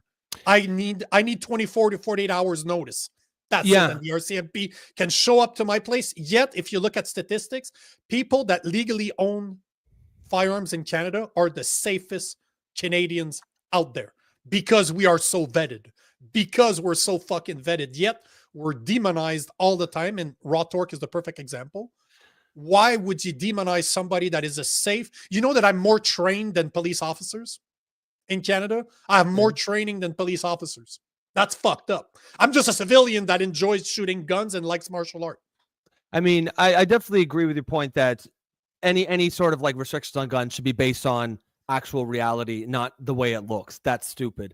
And I think I definitely also think liberal takes on guns they've made it a political issue. They just want to make it look like they're attacking guns and being tough on guns. I think that's stupid too. It's not a huge issue for me. Like, so I'll just take this question here from Raw Torque. Do you own guns? Can I ask you? Do you own guns? No, I don't. But that's my well, point. yeah, and it's just not important to me, really. But I like. But you believe in self-defense. Yeah, absolutely. So how can you honestly defend yourself against? Look at what's going on in Toronto. You have home invasions to a point where you have a police officer that goes on cameras to say, you know what, if you don't want people to invade your house, leave your fob outside the door. Leave your car because that's all they want. But don't worry. And you know what? You should be careful because those guys are armed. Those guys will have guns. So I mean, this is my point. I've lived in a low crime area. Like I leave my doors unlocked. Like my car's not even locked. And just look at where I used to live. So you get that in Toronto. You have that in Montreal. You have that in Toronto. In the big cities. I probably feel differently. Yeah. And in Montreal is the same. But then if you look, I lived outside in the woods for almost 3 years by myself for almost a year and a half, almost 2 years of it. It takes at least 30 minutes to 45 minutes for an ambulance to show up to my place. And I owned that place for at least 5 to 6 years, maybe more. You know how many times I saw a cop 15 minutes away from my house? Twice. Once did I see it around my house in more than 6 years. So the point is, somebody attacks me there, I am on my own. There's nobody there to help me. I am fucked when it comes to self-defense. And guess what? Most people outside the city, they own guns because they realize that most of them hunt. Most of them understand that the police is not there to help them. So how much chance do I have, even with 20 years of martial arts? How much chances do I have against a guy with a gun to protect my family? That's all fair. And like I said, I just never felt like I needed one. That's why I don't have one. But I think they're valuable tools. If I feel like I need one, I would definitely want to have access to one. I don't want them to be banned. So and Raw Torque is saying liberals will hire more cops. Do you know, bro? A cop, just like I said, if you paid attention, it was at least 30 minutes where I lived. And in the city, it's 5 to 10 minutes. That's what they want. They want their response time to a call to be between 5 and 10 minutes. You know how much damage somebody can do to your family in 5 to 10 minutes? Give me a gun and I'll invade your place. See how long you last if I have bad intentions. You're not going to last, bro. 5-10 minutes is a long fucking time. And instead of you owning your guns and developing the skills to protect your own family, you're delegating that responsibility to another guy with a gun. This is my problem. I'm more trained than the average police officer. I'm better at handling this, and I'm right there. Why are you taking my rights away from defending my family? Now, where you and I, Rob, disagree is the type of weapons we should use, what type of weapon I should be legally able to use. And you know what? That's a conversation I'm happy to have. We also disagree on probably the amount of training we should get. I agree. So, again, it's one of those subjects that you and I agree that we should be allowed to defend ourselves. What does that mean in the real world? This is where you and I might disagree. We agree on what needs to happen and the rights that we should have. What's the limit? To me, get that's it. where the We debate disagree. lies. Yeah, But that's where the debate but right lies. now it's not even a conversation. Yeah, Like yeah, even yeah. our conservative representative doesn't have the balls to say, yes, I will repeal the laws or the freeze on handguns. I will give you back your weapons that you've spent thousands of dollars that you bought legally a few years ago, and now you can't even take them out of your safe because we find them scary looking. Because those are what the laws. They did not ban those guns on specific mode of operation because we can't have fully automatic guns in Canada no matter what. So they banned a bunch of semi-automatic guns, or just because on their looks. Like it's insane. You have the same mechanism on a wooden one, no problem, that's okay.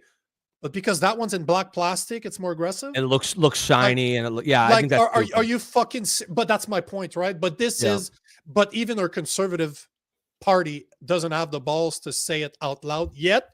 The CCFR, which is the Canadian, one of the biggest organization of gun rights in Canada, and the NFA, which is the second one, both endorse Poliev, and I tagged them in a fucking post this morning, and of course they're not going to answer me. Yet one of the two organizations follows me, so I know they're not going to answer me. But this is where the problem is. I called this shit out, and conservatives are telling me stop stirring the pot. Yet how many people are gun owners and are voting for the conservatives because they want to have their guns back? Yet the leader of the conservatives doesn't have the balls to actually say it out loud what he's going to say. It's, hey, bro, just wait until the election. You'll see he'll do it. Sure. Cool story. Yeah. I mean, if he won't talk about it, there's a good chance he probably won't do it.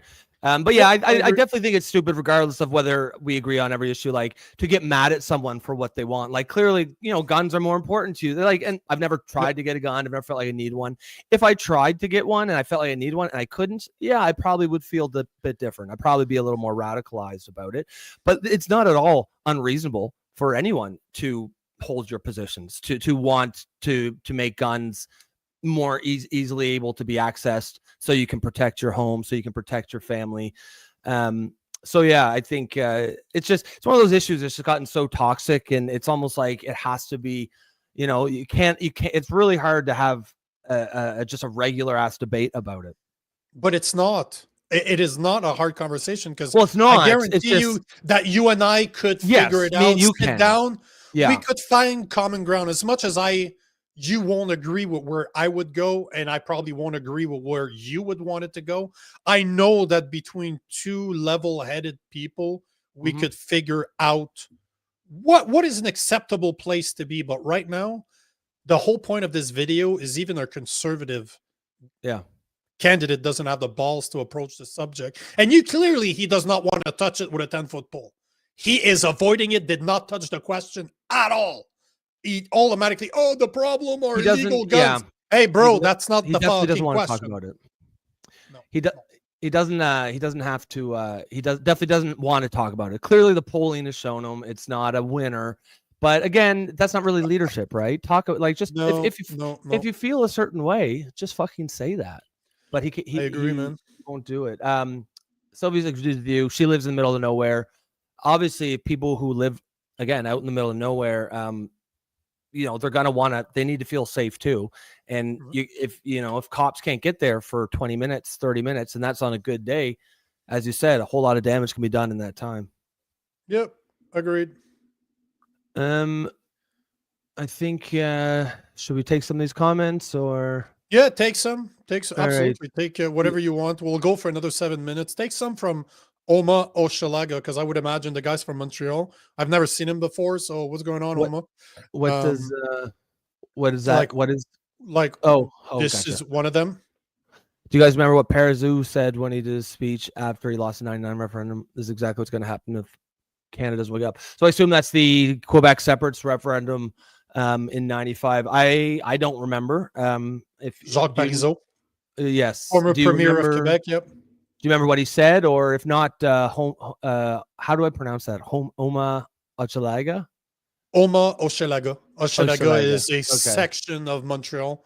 Okay, cool. Yeah. No, please remind us, because 95, that means I was about 13 years old. I was That's Probably not around the age probably I not started political. doing drugs. So I was not, my mind was not there, bro. I'll be the It's first one to it's admit to this. it's all a blur. Jason says, Yeah. free speech is number one for me. Without that, we cannot challenge, debate, and correct disagreements. And when our government can tell the media when someone did what someone did without charge, what's the point? I agree with you, Jason. 100% free speech is important. He had to add his little his part That's about kind of what, Mamu Khalil there. of course he has. But That's what he yeah, does. Jason's gonna Jason. But yeah, I agree with you completely. Jason's gonna Jason. I agree with you about Is the that free what you speech. said? Yeah, Jason's gonna That's great. Jason. Good for you, Yeah. man. You're becoming wittier and whittier. Good for Whittier you. and Whittier.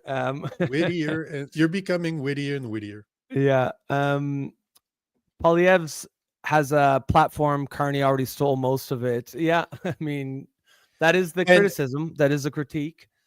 And you're this is not- one thing that I've said all the time, Oma. Poilievre is so left that a liberal can steal his platform.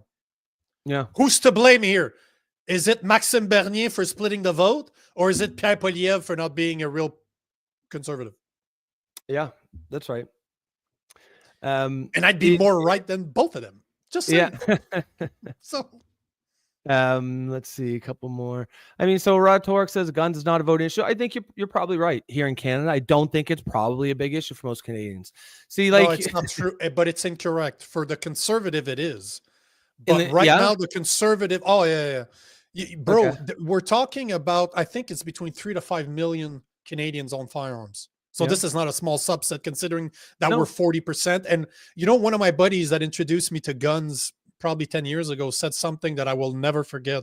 The day that you own guns in Canada, you will automatically become political. And I believe that's probably the guys true.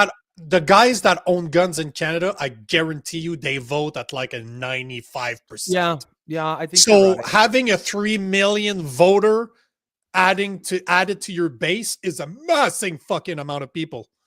That's a good point. So- Penguin says I've watched Poilievre say he will repeal the gun bans multiple times. So I mean, maybe Penguin saying that, he like, said that prior to the election. Yes, Okay. I know. Well, he never said you just that. want to I- hear at him least- say it again, kind of thing. Like, you just want to make sure that he still feels that way.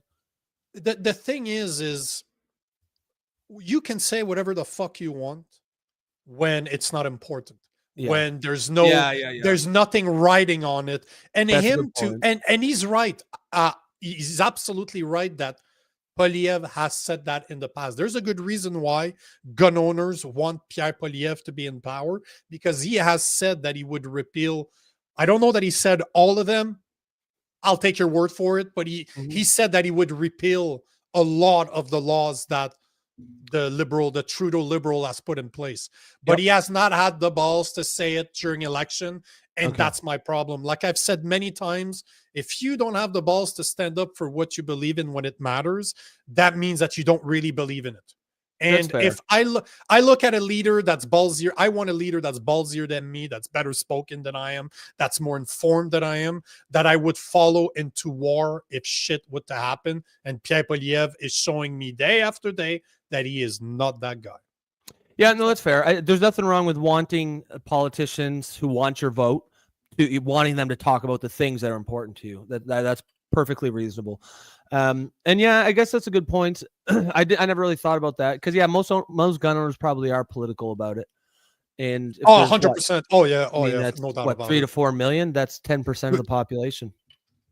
But 10% of the population, how many of them vote? Because normally Yeah. you're looking at a You're 30, right. 35% of people So it's vote. probably like 30% of the voting public. I guarantee you that if everybody that owns guns would not vote for Poilievre and just stay home, Poilievre wouldn't win. This That's is right. literally the people. A lot of the gun owners are going to vote either for Maxime Bernier or they're going to vote for Poilievre. It's either But or. so he's None. taking it for granted, essentially. He It's thinks like the he's black got- voters in with the the Democrat Democrats. Party in the Yep. U.S. Yep. Yep. Martine says he said we lost the vote because of the immigrant vote. Are we? Oh shit! Our first French comment. Oh, I there we knew that go. he was from Montreal. On a Okay. perdu à cause de l'argent des ethnies. We lost. Basically, Martine, MJT, and Homa are saying the same thing. Okay. Like literally, we lost because of the immigration vote, and that's the separatist vote for Parizeau back in '95. Oh, I got To you. separate from Understood. Canada, they lost because of all the immigration that did not want all the immigrants, sorry, that did not want to separate from Canada. Okay. And just to go back to what Oma had said, what did Parizeau say what in his speech then? Because I don't remember. 4 million. So how many Canadians own guns? Estimates suggest about 4 million Canadians own guns in Canada. So you're talking 10% of the population own guns, and I guarantee you that they're all political. Those people that own guns have an opinion, and if they're going to vote, they're going to vote for the Conservative. Correct. So Sylvie's goes, issues are not only what affects you personally, Rob. I don't believe it. Well, I agree. I'm just talking about what personally affects me, what I personally care about. But it's not about you, Robbie. Stop making it about you, is what Sylvie's saying. That's what democracy is. We all vote for what's important to us. Yep. And then the chips fall where they may. Let's see here. Jason says you were 10 times better at de-escalating than most cops, Nico. So that was a nice no, but he's right there. But he's right, because that's one of my biggest gripe with police officers, and that doesn't matter that it's in the US or in Canada. They are not taught the skills to not only like great marksmanship, they're not great shooters. You see it time and time again when they start using their weapons. They don't know how to use them properly. Mm-hmm. And they are terrible at de-escalating a conversation. Just relaxing on each side. Oh, fuck, man. Oh, yeah. They become belligerent. And, I cannot understand. I cannot claim to understand what they go through day in, day out, because it must be hard to being disrespected all the time, because obviously it's going to happen. Yeah. But that's what you signed up for, right? It's like somebody in a customer service situation that does not want to deal with customers. Sorry, bruh. Like, what are you doing? I agree with you here. Sylvie says there's 4 million gun owners in Canada. That's a lot. That is definitely a lot. And as you said, I definitely believe that most of them are probably political, political towards guns. Montrealer moved out of Quebec many years ago, retired CFA, Canadian Armed Forces. In BC, moved Ontario, and now Saskatchewan, east of Canada is out about. Yeah, bro. I totally understand why you're in Saskatchewan. Yeah. I get it. I get it.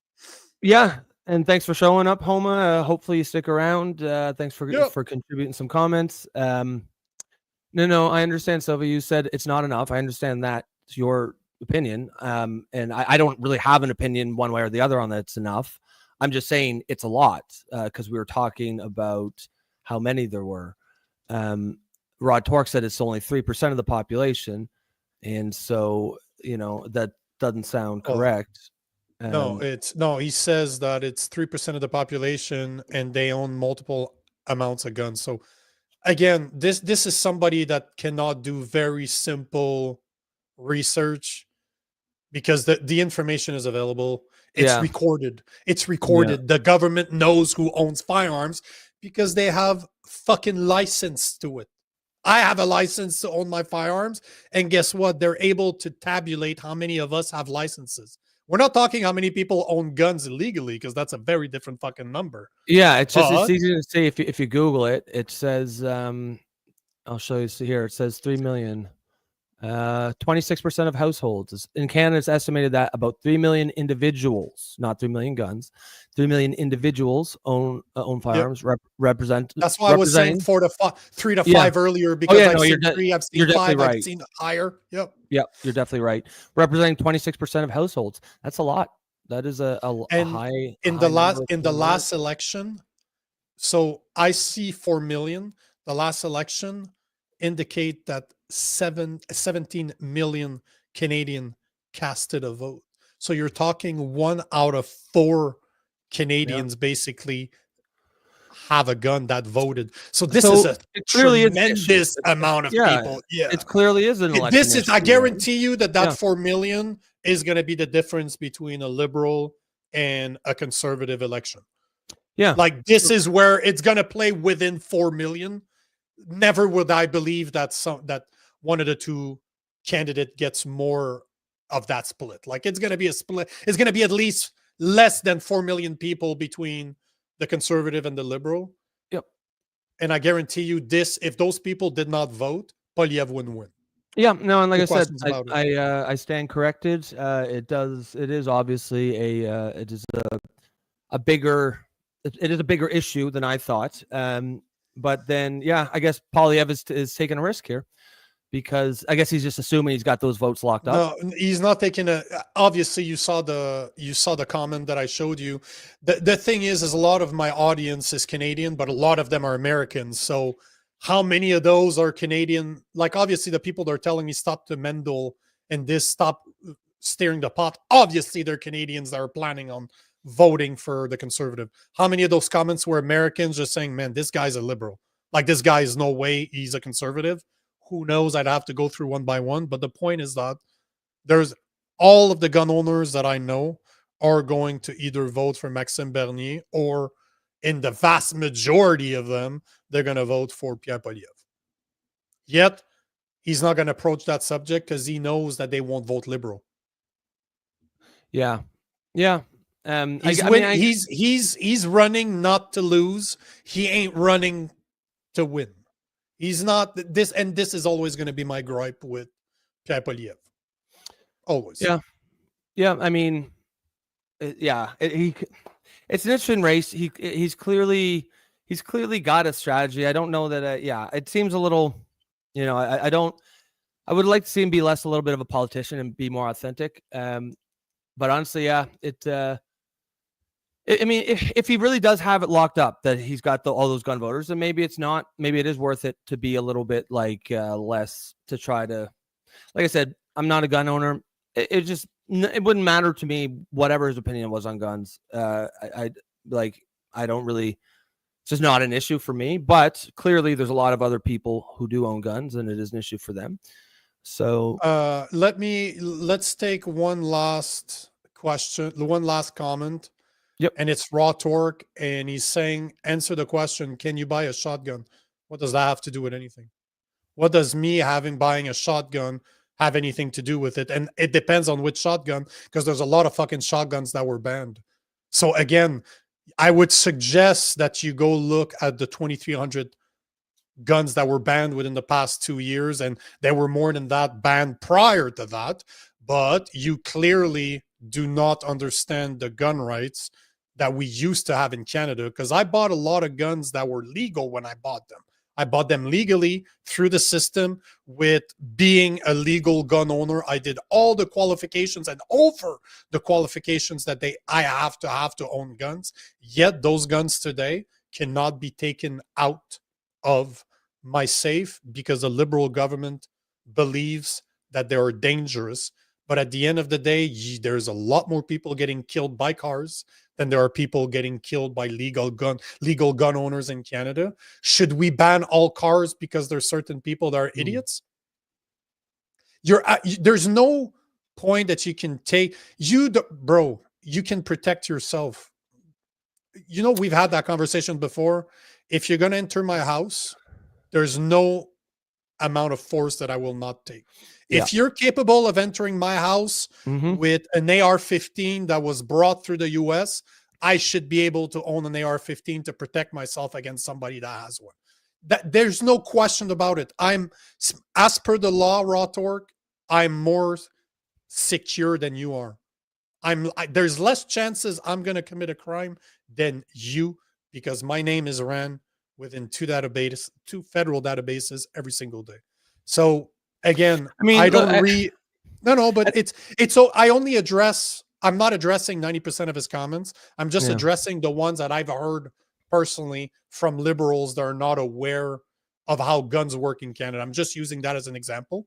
Yep. But thank you for commenting, Raw Torque, because even if you're hating, even if you're trolling, I know you'll never take a good look in the mirror, because clearly last time you were, by the end, you said it was a great show. Now you're just trolling even harder than last time. But as I say to all my haters, thank you for commenting, because if people like you, you're going to help us with the algorithm. I will always appreciate it. Thank you very much for your help, brother. I mean, yeah, at the end of the day, like all you're kind of doing now, Raw Torque, is just like, you know, he has his opinions on guns. You don't share them. Like, what is the point? You're not going to change his mind. So what is the point? You know, so much of like internet discourse on politics is just this back and forth where no one's actually trying to convince him. It's just yelling and screaming at the other side that they're idiots. And essentially this show was created to avoid all of that. Like we're pretty. Look at his comments. Look at his last comments. He's going schizophrenic again. And I was saying it's a great show, but he spends 30 minutes insulting me. Yeah. This is the part, you know, Mike Tyson, what he said, people have gone very used to insulting others because they never get punched in the face. I guarantee, like, this is, you don't talk to people like that in real life. Why do you think it's okay? Yeah, you can talk to people like that online. This always blows my mind. I will never call people names. The show is all about having different opinions and 100% and all speaking respectfully, but like, yeah, you got to come in, you know, your opinion's valued here, but you come in a little bit hot. You don't need to come in insulting people. And this show was created as a space to get away from that. If you want to go, that's 90% of internet political discourse. There's a million of them others that if you can go and watch that. This one, we're trying to create a different kind of a space here. So like, yeah, of course we appreciate you comments and watching, but like, yeah, just pump the brakes a little bit on that. I think if you just say your argument without like being emotional about it and just assuming that you have to be right, we can actually have a productive conversation about a lot of these issues. Almost all the audience members here, when they even, I don't know if you saw the debate we had with Jason earlier, it was definitely spirited, but you know, there's a respect there. And it happens multiple times a week. yeah, exactly. Yeah, exactly. The other thing, Memorino, Raw Torque hugging the comments. But we got a solution for that. Wait till tomorrow, Memorino. We got a solution for you. And again, you belittle people. I like how the person that insults me now say I belittle. Oh, bro. Okay. Thank you. You know, thank you for your comments. And I don't think, unless you have anything else. Oh no, but I'm not. I don't think Nico belittles anybody. Like he's just talking. Guns are important to him, and he's talking about that. You call him a flat earther, but it's okay. At the end of the day, you know, I get this every day, so I'm used to. You know, I always keep that one thing in mind. If they saw me in real life, they either wouldn't talk or they would call me Mister. So I understand how powerful a cell phone makes people because I get that shit every day. I appreciate the comments because it exposes the type of people that are online. So I will always appreciate those comments. But, you know, just like Joe Stradamus, I'll always use that example. The first time he came in at a certain place. I met him there. No, but I met him there. And ever since, we've had a great conversation. Like every time I look forward to his messages, because even if I don't agree with them, I know it comes from a place of intelligence. Like he's a smart guy. As much as I'm not going to agree with everything he types, he's a smart guy. I mean, Raw Torque, you haven't made any arguments about any of your positions whatsoever. All you do is just attack. That's what I'm saying. Like we're trying to create a higher level of discourse here. Like the way that you're bringing to the table here, that's 90% of the mindless nonsense that exists out there. Where this show is about intelligent debate and discourse. So just try to keep that in mind for next time. We do appreciate you coming out and watching the show and commenting. And tomorrow we'll start fresh. It'll be a new day, and we'll be happy to get into it. I think on that note, probably a good place to end it. Guys, as usual, this show has been this show is made to be live and interact with our comments, even the ones when we don't necessarily agree. We appreciate all of that, especially you could have been anywhere in the world today, but you chose to be here with us. We will always appreciate that. And other than that, thank you guys for being here. I think we will we'll cut her there, because again, we've gone 40 minutes over as usual, but it is what it is. And we'll see you guys tomorrow.